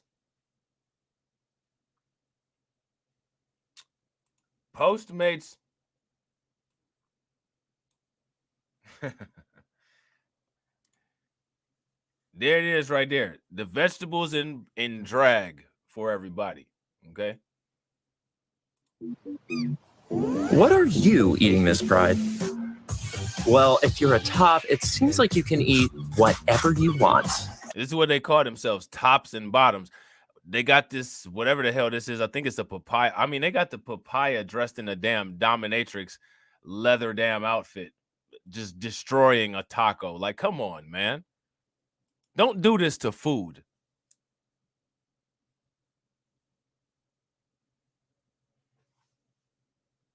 Like, don't do that to food. Is that an eggplant? Is that what that is? It's green though.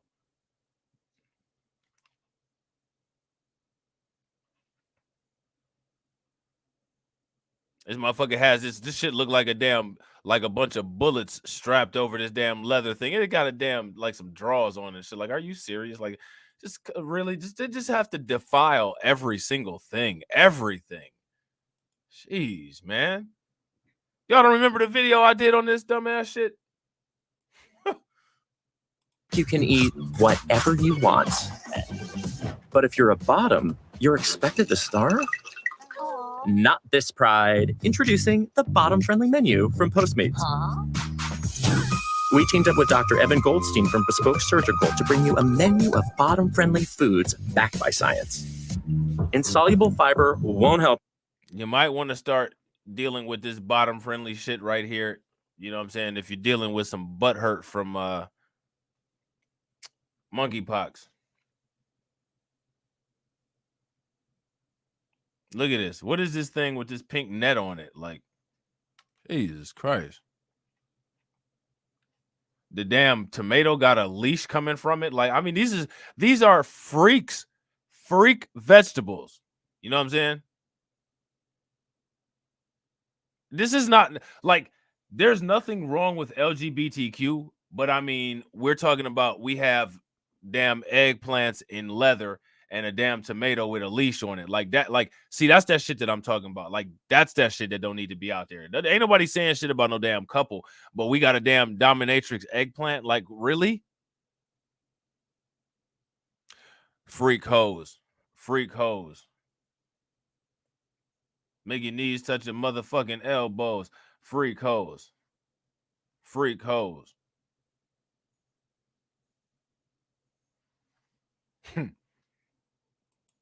Shit, wow. Help you feel cute. So avoid things like whole grains, wheat bran, cauliflower, potatoes, legumes. Hold up. Are you just fully diving into those beans? See, don't do that. The problem with these Don't foods do is that. they don't dissolve in water, which could cause a traffic jam in your digestive system. See, this is what I'm saying. Like, man, don't do that.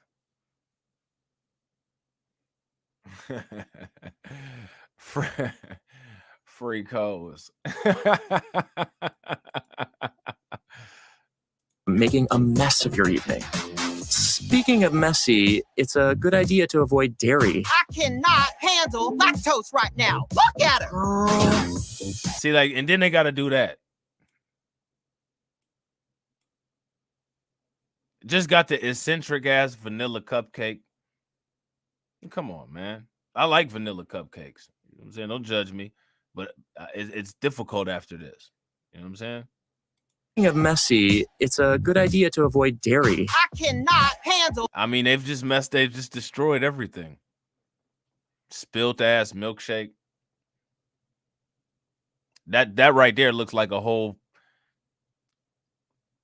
That milkshake looks like it's just crawling with monkeypox viruses.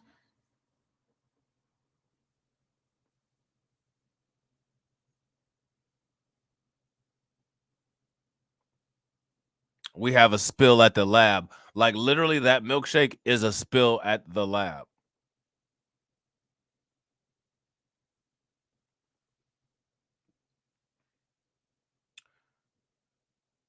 I wouldn't say they imitate black women's personas. I would say they imitate negative stereotypes of black women's personas. When people try to imitate us, they never imitate any positive things. Like, I've never seen a white person go around and try to act like Neely Fuller Jr. I've never seen a white person go around and try to act like Malcolm X. I've never seen a white person try to, be proficient on Dr. Francis Cress Welsing. You know what I'm saying? But what they'll do is they'll find the most degenerate shit that they can find and say, I'm, quote, acting black. Because the world has a problem, which is one of the reasons why world domination is the only solution. The world has displayed a problem. The world has displayed the problem that they have an issue with their vision, and they also have an issue with their brain. The only way that they can see anybody black is degenerate. And if the only way that anybody can see you is degenerate, they'll find you disposable, which is one of the reasons why there's never any consequence from the police or anybody else killing us. And since we can't trust people to not see us as less than human, we have to control the entire world to prevent them from treating us like we're not human. And that's the only solution.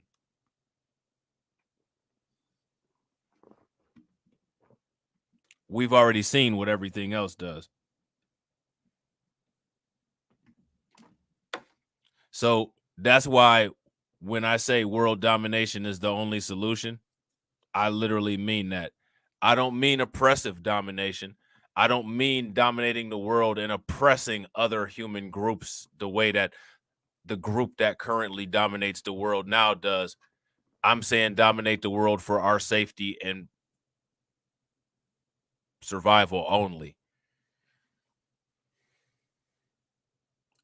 Because if we haven't dominated the world, you see what the world does to us. And no other group of people has a history of the world doing to them what it does to us. So while people are out there making their cases for reparations, I'll continue to make mine for world domination. Lactose right now. Look at her. If you're going to eat something insoluble, give your body about 24 hours to process all of it. Soluble fibers and protein are the key to having some good, clean fun. These all digest easily and slowly while feeding your good gut bacteria, which makes sushi a great bottom-friendly option. There's no right or wrong way to bottom, but if you're planning on getting peachy this Pride, the bottom-friendly menu on Postmates has the kinds of foods that could keep you feeling good. Are you? See, that's what Carla was talking about, peachy. You know what I'm saying? Peachy. Now, those commercials were unnecessary.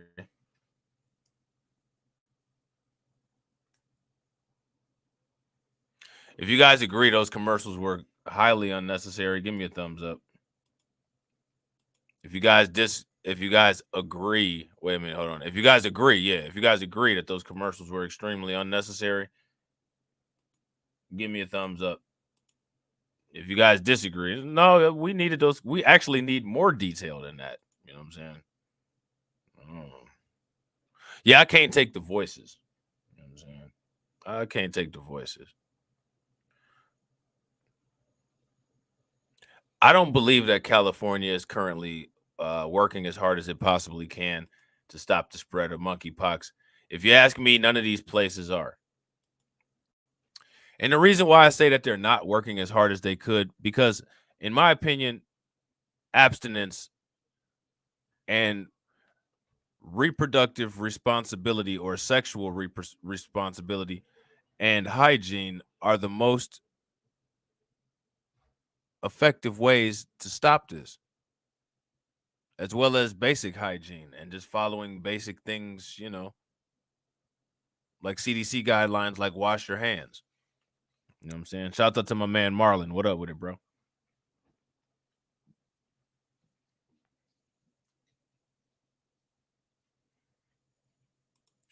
So now here, look, Muffet said you'd have a black superhero whooping white supremacy's ass like Blade. So now here it says, we'll continue to work with the federal government to secure more vaccines. And again, what I find fascinating is when it comes to the United States response to any of these kind of things, the response is always weighted heavily on vaccine distribution. It doesn't seem like they're ever very concerned with mechanical removal or prevention.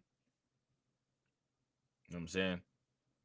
It doesn't seem like they're ever very proactive on that for whatever reason, which is interesting because those methods, in my opinion, those would probably save the most money. Don't you guys think? Those methods, mechanical prevention and, you know, all that good stuff, that would save the most money. So you got to ask yourself the question, why is it that the United States doesn't seem to be too into that? You know what I'm saying? And real quick, ladies and gentlemen, we got 29 live viewers. Shouts out to everybody that's watching. And we got 36 likes. If everybody takes a moment and smashes that like button down, we will have 65 likes, which is awesome. You know what I'm saying? We'll only be 35. Is that 35? No. Yeah, 35 away from our 100 that we need. So now here it says the White House reportedly said that Fenton and Daskalaskis would be responsible for coordinating safety and operations to combat the current monkeypox outbreak, including equitably increasing the availability of tests, vaccinations, and treatment. Why not education about how the disease spreads, how people can contract it, and prevention safety methods? Like, why is that not a thing? So now here it says, personally, I think we're dealing with a really serious issue here. This is what Dr. Fauci says. I personally think we're dealing with a really serious issue here. There are a lot of unknowns. There are a lot of knowns about monkeypox, but there's still a lot of unknowns. So now what I find fascinating is, why are we not dealing with the knowns? The knowns are transmission method. The knowns are the population that it's affecting. The knowns are the countries that it's coming from. Why is there not a European travel ban? That was one of the things that they were trying to do at the beginning of C19. They were boldly asserting travel bans. Now, we know that London is the disease epicenter. So why are we not instituting a travel ban from the UK until they get monkeypox under control? That is literally what was going on with COVID. So my question is, for one, nobody's even asked that question. I mean, is it just out of the question to ask about banning Europe from coming to the United States? I mean, why doesn't somebody present that to the European Union?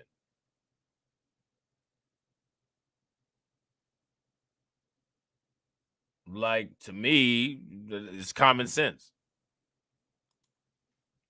So now here it says, so we really got to implement the interventions we have, get a much better feeling for the natural history and scope, and absolutely reach out into the community. And that's the reason I think the combination of Bob and Dimitri is really good combination, he added.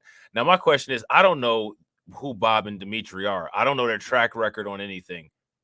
So, like, my question is, the government is supposed to represent us. We pay taxes. And my question is there anybody who knows who the hell these people are that Biden decided to put in charge of this monkeypox issue?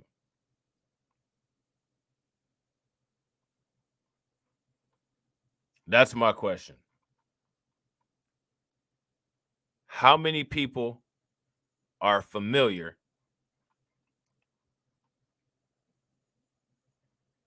with those two individuals? That's my question. Are you guys familiar with them?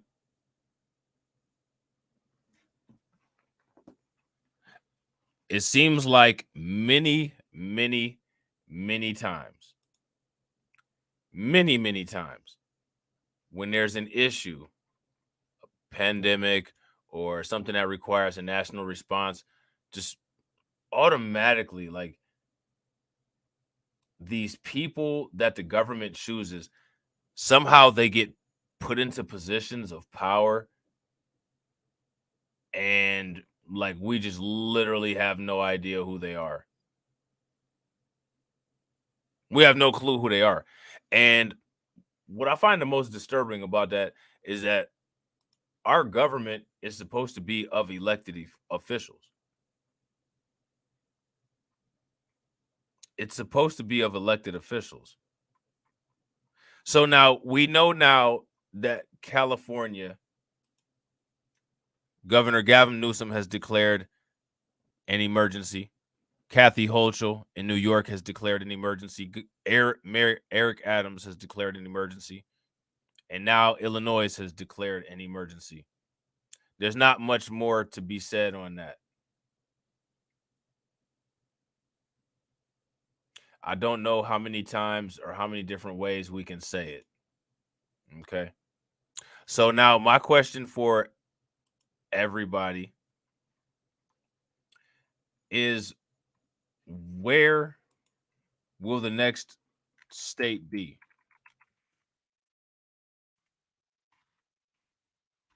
Where will the next monkeypox emergency be? That's my question.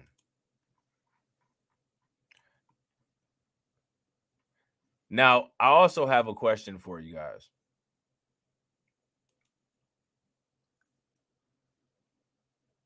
If the state declares an emergency, how does that differ from if a city declares an emergency?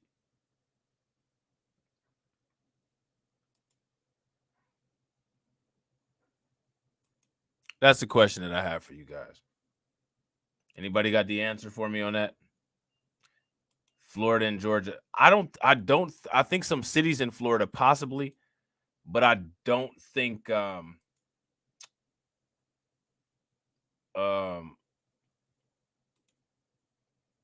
I think some cities in Florida possibly, but I think that would be it.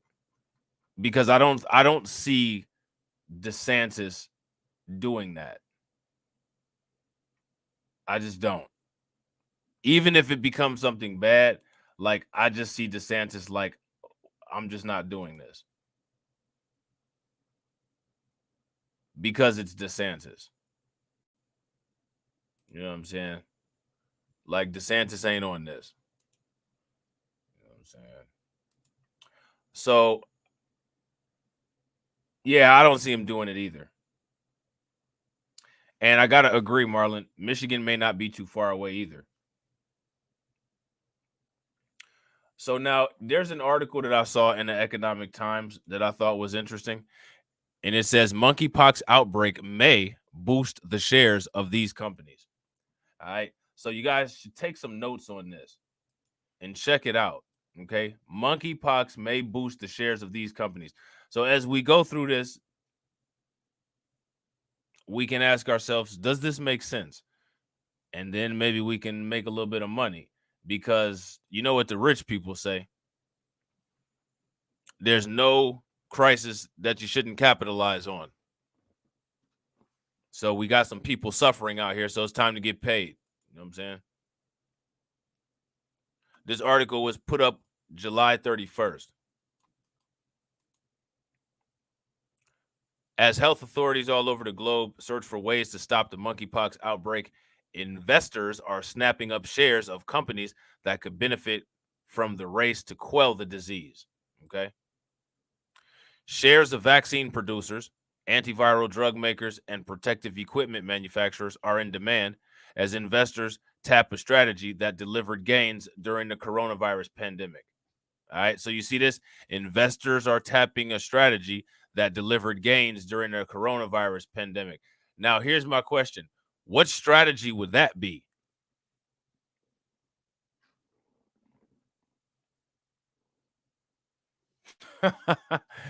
Val, DeSantis and DeSantis and Mayor Greg Adams would tell the LGBTQ to go to NYC. So there's that. You know what I'm saying? Biotechnological company Bavarian Nordic AS and pharmaceutical firm SIGA Technologies are among the stocks in focus, as well as medical tool supplier Precision System Science Company. While nowhere as severe as the C19 outbreak, the spread of monkeypox infections across more than 70 countries in just a few months has prompted the World Health Organization to declare it a global emergency. This pronouncement may give the trade an extra tailwind. Now, if it was me, there would be two things that I would be looking at in particular. I would be looking at tests to see who comes up with the most efficient test, and I would see who is able to produce the fastest, most accurate, most distributable vaccine. Those will be the things that I would be looking at.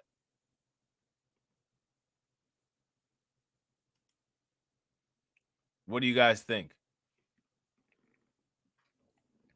At the moment, the world is relying on one manufacturer, Bavarian Nordic, for the monkeypox vaccine. There you go. Now, what we need to do is we need to check on the price of Bavarian Nordic and pay close attention to them. Val says, I knew it was coming. The investors are probably U.S. congressmen and senators. If you guys agree with Val, give me some radiation emojis. If you guys disagree, give me a thumbs down and let me know why.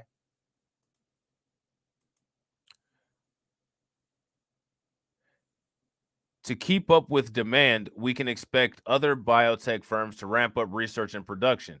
It's starting to reflect in the strong stock price performance for the sector.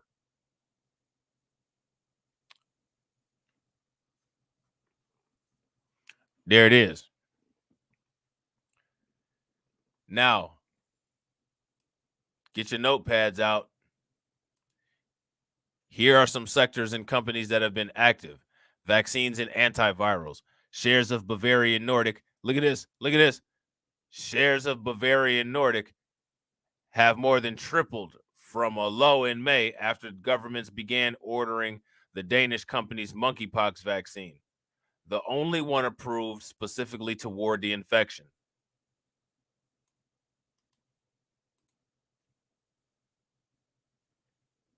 There you go. So that's probably going to be pretty good. Probably going to earn somebody a pretty penny. Bavarian Nordic. Pay attention to that company.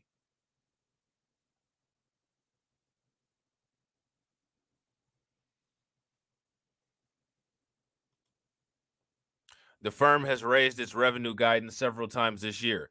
Analysts are taking note, with Citigroup Incorporation increasing its target price for the company's stock by 20% and flagging that there may be further upside if more orders come through. Shares of other companies making vaccines or antivirals for monkeypox have also caught the attention of U.S. retail traders. The stock of SIGA Technologies, which manufactures a treatment called T-Pox, has doubled this year. The therapy is approved to treat smallpox in the U.S. and monkeypox and other viruses in the European Union and the U.K. SIGA Technologies. Pay very close attention to SIGA Technologies. Chimerix Incorporated. Tembexa is a countermeasure that is used to treat smallpox. All right, so Chimerix Incorporated has a product called Tembexa, and they say that it's a countermeasure that's used to treat smallpox. And remember, they're treating monkeypox as if it's smallpox. So just remember that. Okay?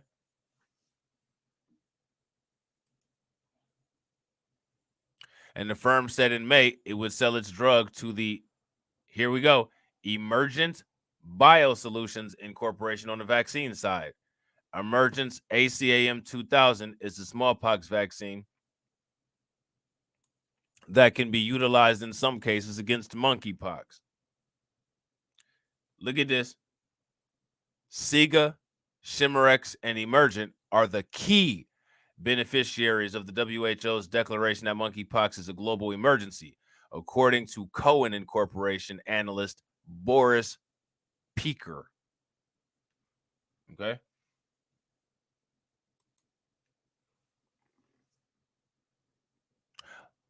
So what do you guys think about that?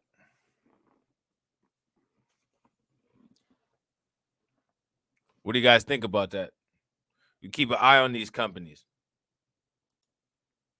With increased resources allocated to contact tracing and testing. See, this is what I said. With increased resources allocated to contact tracing and testing in the EU and US, we anticipate the case count to rise significantly over the next few months, potentially leading to more procurement of countermeasures, Peaker wrote in a note. Japan has also started studying smallpox vaccines as a way to prevent the spread of the outbreak. And this may ignite interest in the Meiji Holdings Company, as its unit, KM Biologics, produces a smallpox vaccine. So what does this tell you? I would be paying very close attention to companies that are producing or have produced smallpox vaccines.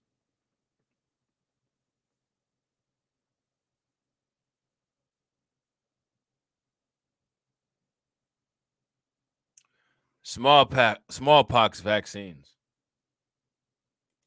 If you guys agree that it may not be a bad idea to pay attention to companies producing smallpox vaccines, give me a thumbs up. If you guys disagree, give me a thumbs down.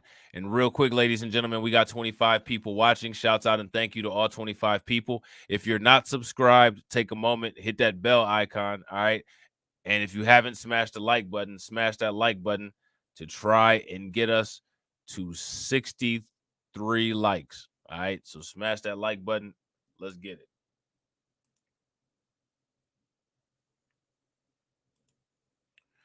So now here it says the Asian nation has a stockpile of smallpox vaccines, but the amount has not been disclosed while preparations for administration of T-Pox are progressing. Virus detection. This is what I said. Testing. Companies that provide virus testing kits and tools are also in focus. I think that those will increase in demand dramatically.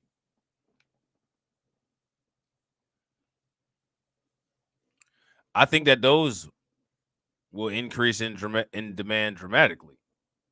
You know what I'm saying? In Japan, shares of Precision System. All right, so write this down.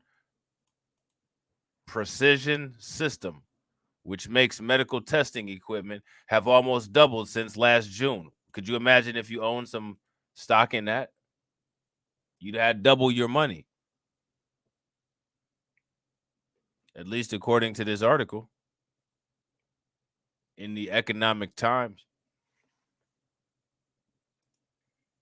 Switzerland's Roche said in May it had developed 3 test kits to help scientists trace monkeypox. So another one is a Swiss company called Roche. Okay. More than 30 companies in China have obtained EU certification for their monkeypox virus detection products. Jefferies Financial Group Incorporation analysts, including Christopher Liu, wrote in a July 25th note. They include early movers such as, write these down, Auto Biodiagnostics Company, Shanghai ZJ Biotech Company, and Dan Gene Company. Shanghai ZJ has climbed almost 40% in July. Now, I wonder if Hunter Biden owns any stock in any companies or any mutual funds that are associated with any of these businesses. I don't know, but I wonder. You know what I'm saying? I don't know, but I wonder. I'm curious. You know what I mean? Makers of antigen and antibody tests, such as Zhejiang Orient Gene Biotech Company and AssureTech Hangzhou Company, are the other potential beneficiaries. All right, so write those down. Zhejiang Orient Gene Biotech and AssureTech Hangzhou. Okay. So there's that. That's it for monkeypox, but that's not it for the stream. Got some interesting information about a medication or about some kind of phenomenon that is going on with an individual who's dealing with cancer. Now, apparently, this individual is taking some kind of pill, some kind of medication, and by some anomaly, it's supposedly helping him out with cancer. So what I want to do is I want to check this video out, and I want to do a little bit more research on this product, because if they can get empirical evidence that this product will work for more people than just this individual, then they might actually be onto something as far as some kind of pharmacological treatment about cancer. So now here it says patients reportedly beating cancer with just 1 tablet a day. And this is from Channel 9 News in Australia. Now, here's my question. Why haven't we heard about this on any channel here in the United States? Tony Jiang is the face of a growing number of incurable cancer patients who have been able to take down the disease with just 1 tablet a day. The new personalised treatment is thanks to an incredibly precise tool being used at Sydney's St Vincent's Hospital. Tony Jiang was told he had advanced lung cancer in 2020. Today, the 46-year-old is fighting fit. It's a miracle. Sometimes I don't feel like I'm a patient, a cancer patient. It's a dramatic turnaround from the day he was diagnosed. After 2 months of persistent coughing, he landed in emergency, fluid had filled half his right lung. By the time I'd met him, he'd already had a tube inserted into that lung to drain off the fluid, and a biopsy had been performed. I didn't think about cancer because of my age. I never smoked. I had pretty much like. Now, here's my question for everybody that's watching. All right, we got 24 people watching. How many people have cancer insurance? And how many people have gotten biopsies, mammograms, colonoscopies, different things like that to test and see if you have cancer or precancerous cells? Now, why do I ask about cancer insurance? The reason I ask about cancer insurance is because you have to read your policy closely. Many cancer insurance companies give a full payout if a biopsy shows, quote, carcinoma in situ. So now my question for everybody in the comment section is, what is carcinoma in situ? Healthy lifestyle. His tissue biopsy was sent for genetic sequencing. Alterations in his cancer cells meant he was eligible for a subsidised treatment, avoiding the need for chemotherapy, immunotherapy or radiation. Just taking a tablet, one tablet every day, and I just back to my normal life. In Tony's example, he's had almost no side effects. The tumours on his scans have virtually disappeared. When we do scans now, it's actually hard to tell that he has anything wrong. This is the engine room that allows these miracles to happen. About 2 years ago, we were only able to detect one gene at one time. Pathologists at Sydney St Vincent's Hospital can now test hundreds of genes in one go. This machine can load 24 patient samples and delivers results overnight. Then this software matches the patient to the best targeted treatments available or in clinical trial. We can, provide the cutting-edge technology services to many more patients than we used to. The team is now testing the use of blood samples instead of removing tiny bits of solid tissue for genetic sequencing. Sometimes patients aren't able to have needle biopsies because it's too difficult to access the tumour or for other reasons. A simple blood test, otherwise known as a liquid biopsy. Now, let's go back to this part. Remember, world domination is the only solution. That means that solving problems, the best way to take over the world is to come up with terminal solutions, meaning that no one can come up with a solution that's better than yours. Many people die of cancer, and it'll continue to happen for many different reasons. All right. In many cases, it's difficult to access a tumor that could be causing problems. Now, here's my question. What's a product that could help with that?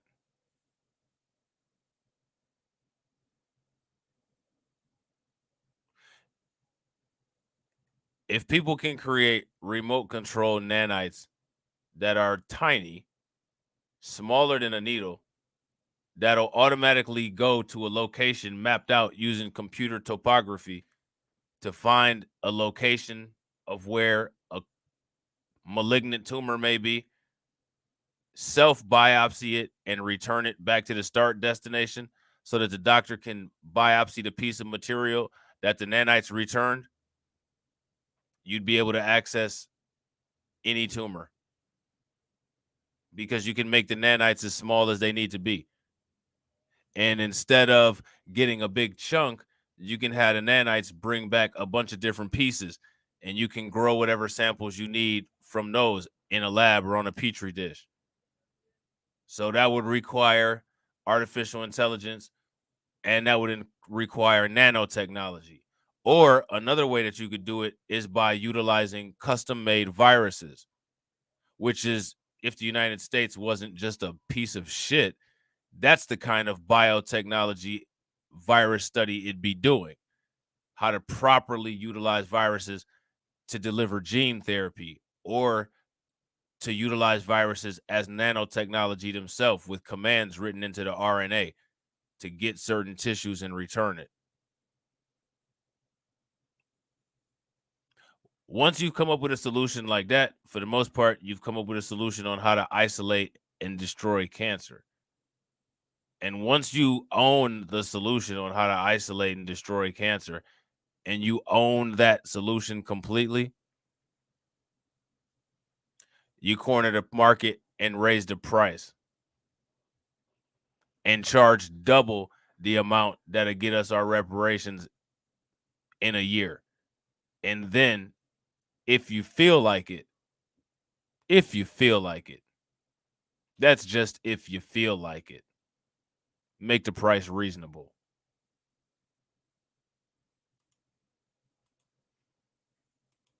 A simple blood test, otherwise known as a liquid biopsy, could be used within the next 2 years. Tony knows his treatment won't work forever, but pathologists can do another test to find alternatives. I have lots of, plans in my life. I want to live to my life to its fullest. Gabriella Rogers, 9 News.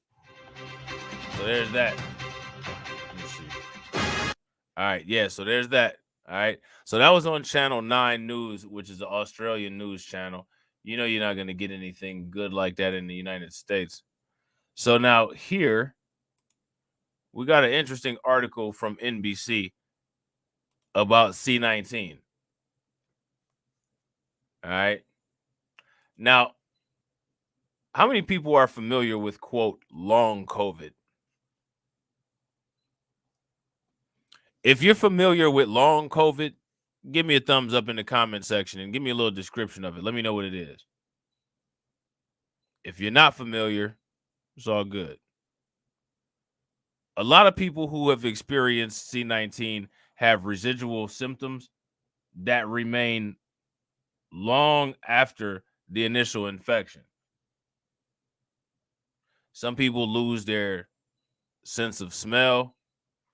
There are some people that have lost their taste, and it persists until way after. Some people even have a loss of cognitive function. They have issues where they say it seems like it's difficult for them to think. And they last for a long time with no foreseeable reverse. So now, see, there you go. Donna says, I have a client that has long COVID with brain fog and fatigue. They haven't really found much information about that, what causes that. But I think that there's some obvious information that people are ignoring. And in my opinion, one of the first and most obvious pieces of information that people are ignoring about the whole long COVID situation is that it seems like it's the original variant of COVID that caused long COVID. That's what it seems like. I don't think the newer variants, I don't think BA1, 2, and BA4 and 5 and Omicron are really causing that. But it seemed like the initial more severe versions of C19, when it was really putting people on respirators and putting people in the ICU, those people who suffered from that particular kind of COVID, it seems like those are the people that have the lasting damage and the higher incidence of long COVID. But that, I haven't done an official study. That's just an assumption. It's just what I've noticed and what I've seen. And that could possibly be because if you've recently caught COVID, you haven't had a chance to know if you're experiencing long COVID because enough time hasn't gone past. So again, this is just speculation, and I haven't done an official study. There's not study that I'm quoting. This is just observation.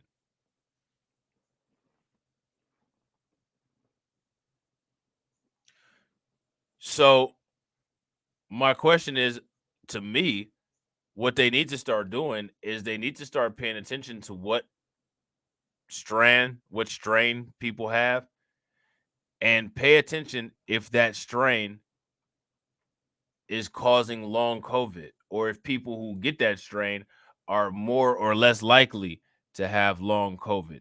Because I think that that's a start in figuring those things out. And I think it's an important start in figuring those things out.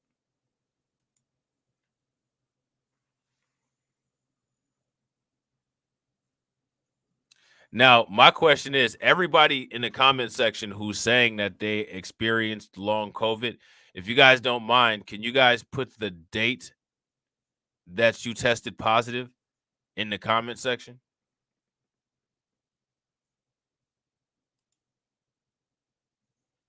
So now here it says a loss of smell is a warning sign of Alzheimer's. What if you lose your sense of smell from COVID? Now, the fact that you lose your sense of smell, the fact that you lose your taste, what does that tell you about COVID?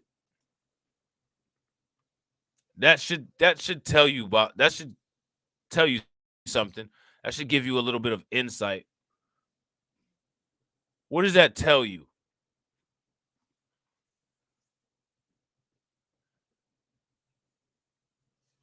If you lose your taste or your smell, what does that tell you?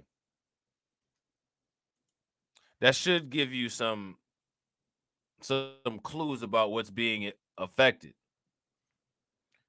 What's being affected if you lose your taste or if you lose your smell?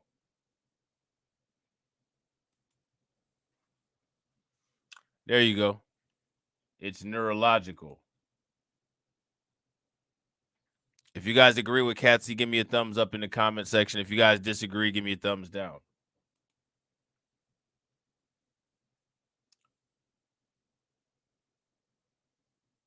So now, yeah, brain, sensory, nerve damage. Exactly.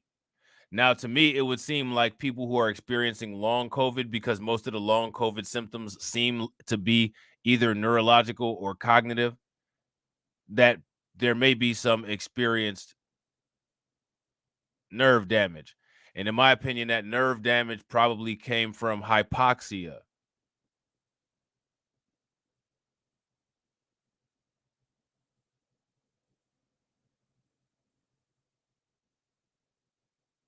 That's interesting, Val.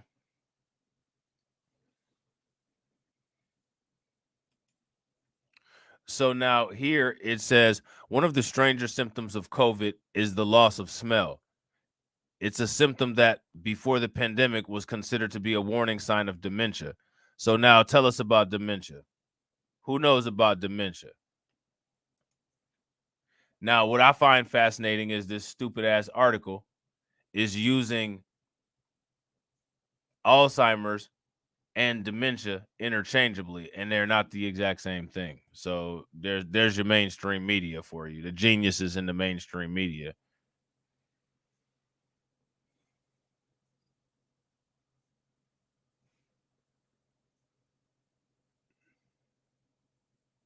Now the thing is you could possibly have a 98 pulse ox, but that's not really saying what's going on with your metabolism. You could have a 98 pulse ox and be in metabolic alkalosis, and that could be causing nerve damage also. You know what I'm saying? So that's one of the reasons why, in my opinion, they need to study this. The big question for researchers now is whether COVID-related loss of smell might also be associated with cognitive decline. Now, in order to figure that out, in my opinion, I would see how many people who had a loss of smell still have a loss of smell and are dealing with that long COVID brain fog. That's what I would look at. I agree, Donna. Alzheimer's and dementia aren't the same thing. They're not the same thing. I agree 100%.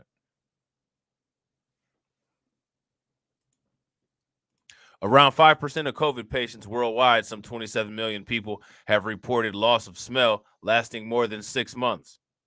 So now my question is, how come there's not any studies going on about that? I mean, in my opinion, that's some of the most important information that we need to be paying attention to, is what are the long-term after effects of COVID?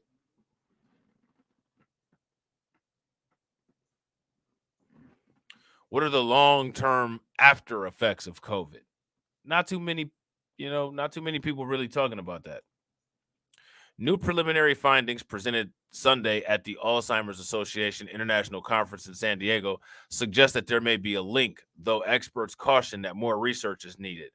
Previous research has found that some COVID patients go on to develop cognitive impairment after their infection. Cognitive impairment after a COVID infection.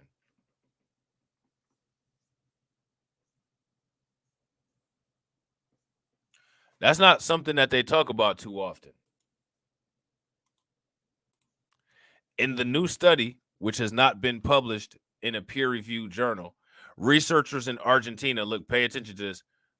Researchers in Argentina found that loss of smell during COVID may be a stronger predictor of cognitive decline, regardless of severity of the disease. Didn't I just say that? This is what I'm saying. Like, this stuff, some of this stuff is common sense and it doesn't really require a study. Like, if you actually understand the shit that you were supposed to pass in school, then you can just figure it out by knowing how these body systems and things like that work. So, like, you got to question these people that are getting paid so much. Like, how do you not know how to figure this shit out? I mean, I literally just said that.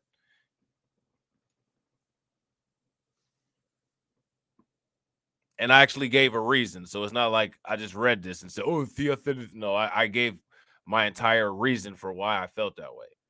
You know what I'm saying? So real quick, ladies and gentlemen, we got 24 likes. Shouts out to everybody that has smashed the like button so far. If everybody smashes that like button, we will be at 64 likes, which would be awesome. So smash that like button. Remember, get us to that 100. So now here it says, our data strongly suggests that adults over 60 years of age are more vulnerable to cognitive impairment post-COVID if they had a smell dysfunction, regardless of the severity of COVID, said study author Gabriel Gonzalez-Ailman, a professor at Pontificia Universidad Católica, Argentina in Buenos Aires, adding that it's too soon to tell if the cognitive impairment is permanent. The study tracked 766 adults ages 55 through 95 for a year after their infection. Nearly 90% had a confirmed case of COVID, and all completed regular physical, cognitive, and neuropsychiatric tests over the course of a year. 2/3 of those infected had, look at this, 2/3, that's 66% of those infected had some type of cognitive impairment at the end of that year. And half of the participants, the impairment was severe.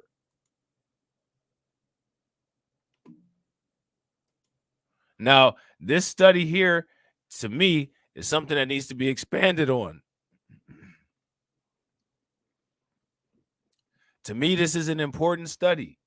And this important study right here should be expanded on. The researchers did not have hard data on the state of cognitive function of the patients before contracting COVID in order to compare with the findings at the end, but they did ask participants' families about their cognitive function before the infection and did not include people who had clear cognitive impairment before the study. According to Jonas Olufsson, a professor of psychology at the University of Stockholm who studies the link between sense of smell and dementia risk, was not involved in the new research. Smell loss is well-established precursor of cognitive decline. So there's that.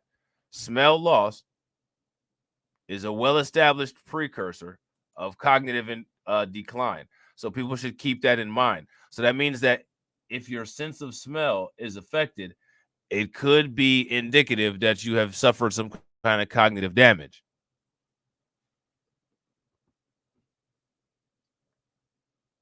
It could mean that you've suffered some kind of cognitive damage. Okay. It's also well established that COVID can lead to a lasting sense of smell. So if there's a lasting sense of smell that's caused by COVID, what is that possibly indicative of, guys? Let me know in the comments. What is that possibly indicative of? The question is whether those two lines of research intersect. Olofsson said, this study is quite tantalizing, although the information that I have seen so far does not allow for any conclusions. So now here they talk about the smell-brain connection. according to Dr. Claire Sexton, Senior Director of Scientific Programs and Outreach at the Alzheimer's Association, loss of smell is a signal of an inflammatory response in the brain, which that could also be triggered from the immune system. So there's a possibility that whatever immune response COVID causes, it could deal with some tissues in the brain and could cause some autoimmune disease or autoimmune issues or some immune sensitivities or allergies.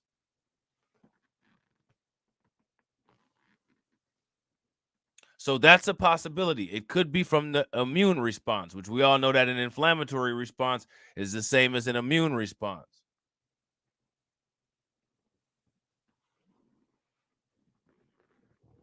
So that's interesting. So now here it says, we know inflammation is part of the neurodegenerative process in disease like Alzheimer's, Sexton said, but we need to dig deeper into exactly how they are connected.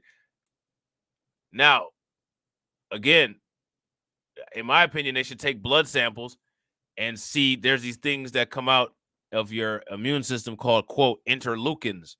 And those interleukins are things that can cause allergies or sensitivities or reactions.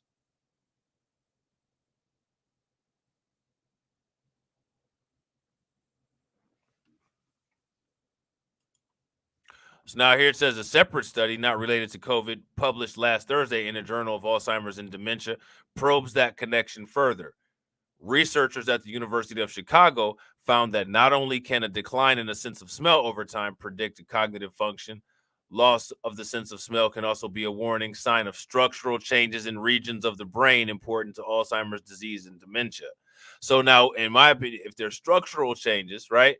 If there's structural changes in regions of the brain, then that means that they should be able to look at a CT scan and see some changes. So if you're having symptoms of long COVID, it might not be a bad idea for the doctors to start saying, hey, let's get a CT scan of the brain and see if we see any lesions. Or let's get a CT scan of the brain and see if we see any significant changes. Maybe some ventricles are getting larger or something like that.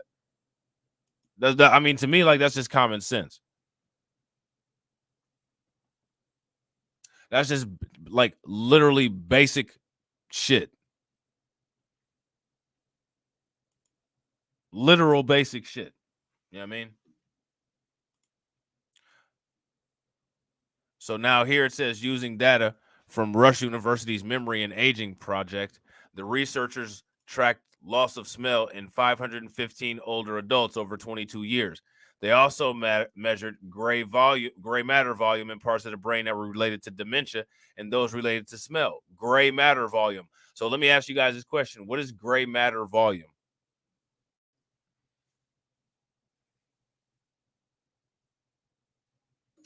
Yeah, I would assume they would need a baseline of the brain, or maybe they could use certain measurements, because I think most brains are about the same size. So they could use some rough estimates. But the most accurate would probably be to have your own baseline.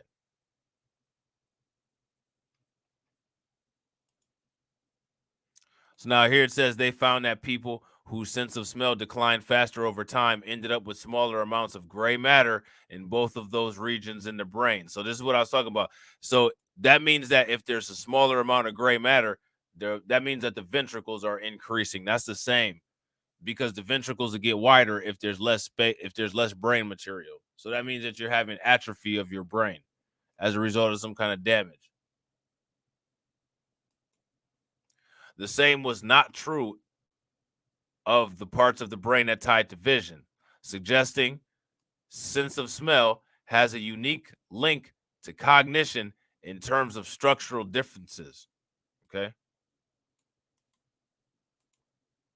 Not only can change in olfactory function over time predict the development of dementia, it can also predict the size of those brain regions that are important, said study leader Dr. Jayant Pinto, director of rhinology and allergy at University of Chicago Medicine. COVID is not the first virus to cause loss of smell, but virus-related loss of smell was a rare occurrence prior to the pandemic, Pinto said. That means that it's only recently that scientists are able to conduct large studies on how smell loss caused by a virus may impact cognition. Sense of smell is extremely critical for cognition, especially for the brain to handle information about the environment. If you shut down that channel of communication with the brain, it will suffer, says Dr. Carlos Pardo, a professor of neurology at Johns Hopkins University, who was not involved with either study. That's an open question. Does the inquiry to the olfactory system from SARS-CoV-2 result in problems not only in the olfactory system, but in the brain itself, Pinto said. According to Olofsson, the olfactory system, the parts of the brain related to smell, including the olfactory bulb, the part of the brain that processes smell, connects to parts of the brain that process memory, which, in my opinion, makes sense because you memorize how things smell. So, I mean, that to me, like, that makes sense. While it's possible that C19 disrupts the olfactory bulb and then the brain deteriorates around it, Olofsson said that this isn't likely. There are a number of ways in which these two things can be related. The cause may be pathology that is unrelated to the COVID effect, he said, or COVID may simply be amplifying existing loss of smell or cognitive decline that went unnoticed before the infection, Olofsson said. Now, I just find it interesting that this is something that makes people less able to think.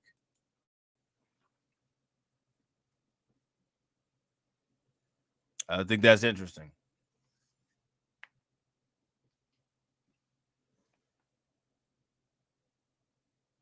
Yeah, gray matter volume. What gray matter volume is just the size, the three-dimensional size of material in your brain decreasing.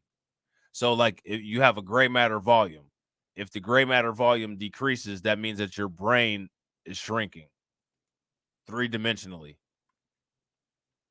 Patients may have already been experiencing some cognitive decline when they contracted COVID, which is interesting because most people don't experience cognitive decline unless they had some type of traumatic event to their head, maybe use some kind of drugs, or if you're at that age where you have a natural cognitive decline. So now why they're making this assumption that most patients may have had a cognitive decline, I would assume that in older patients with multiple comorbidities, but I wouldn't assume that in your average everyday COVID patient. I don't know why they're making that assumption. Does that make any sense? Like to me, that doesn't make any sense whatsoever.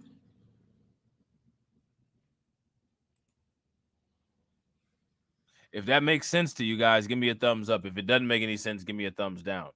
So now here it says patients may have already been experiencing some cognitive decline when they contracted COVID, or may have already had a slight olfactory system impairment, which made them more susceptible to COVID-related smell loss.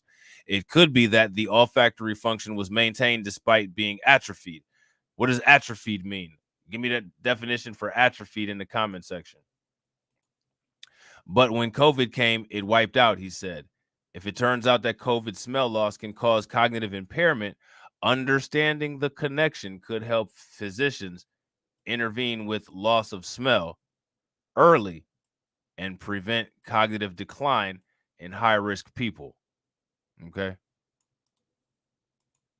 We will be dealing with the endemic circulation of a virus that is not going away, Pardo said. If we learn more ways how we are able to recover smell quickly, we may be able to minimize the damage that loss of smell may cause with cognitive issues in people who are susceptible. If we understand how to preserve the tissues that allow us to smell, we may actually discover how to preserve our brains for a longer time too, which in my opinion, that's what the majority of this research should be about. And if these people don't have sense enough to study it and figure out the answer, guess who should? Because if you come up with the cure or the solution to Alzheimer's disease, dementia, or cognitive decline, that's something, again, that's a terminal product that the world would not be able to function without. That's one of the reasons why people are so curious about Elon Musk's Neuralink, because despite the fact that it's a computer that you're supposed to allegedly stick into your head, which I'm sure a lot of people have a big issue with. One of the purposes of it allegedly is to augment and supplement cognitive function, which in my opinion, we don't need any augmentation or supplementation of our cognitive function. We simply need to use our brains. Because if computers are made modeled after how we think and how our brains work, then that means that our brains are clearly superior. So why are we using computers? That's the question that you guys should think about. So with that being said, ladies and gentlemen, that's the end of the stream. I hope you guys enjoyed it. If you're not subscribed to the channel, you guys already know what to do. Make sure you hit that bell icon twice, smash the like button, share the video out to all of your followers. Make sure you watch all the videos all the way through to the end and never scroll past your boy on the home screen. And I will catch you all on the next video. All right? Peace.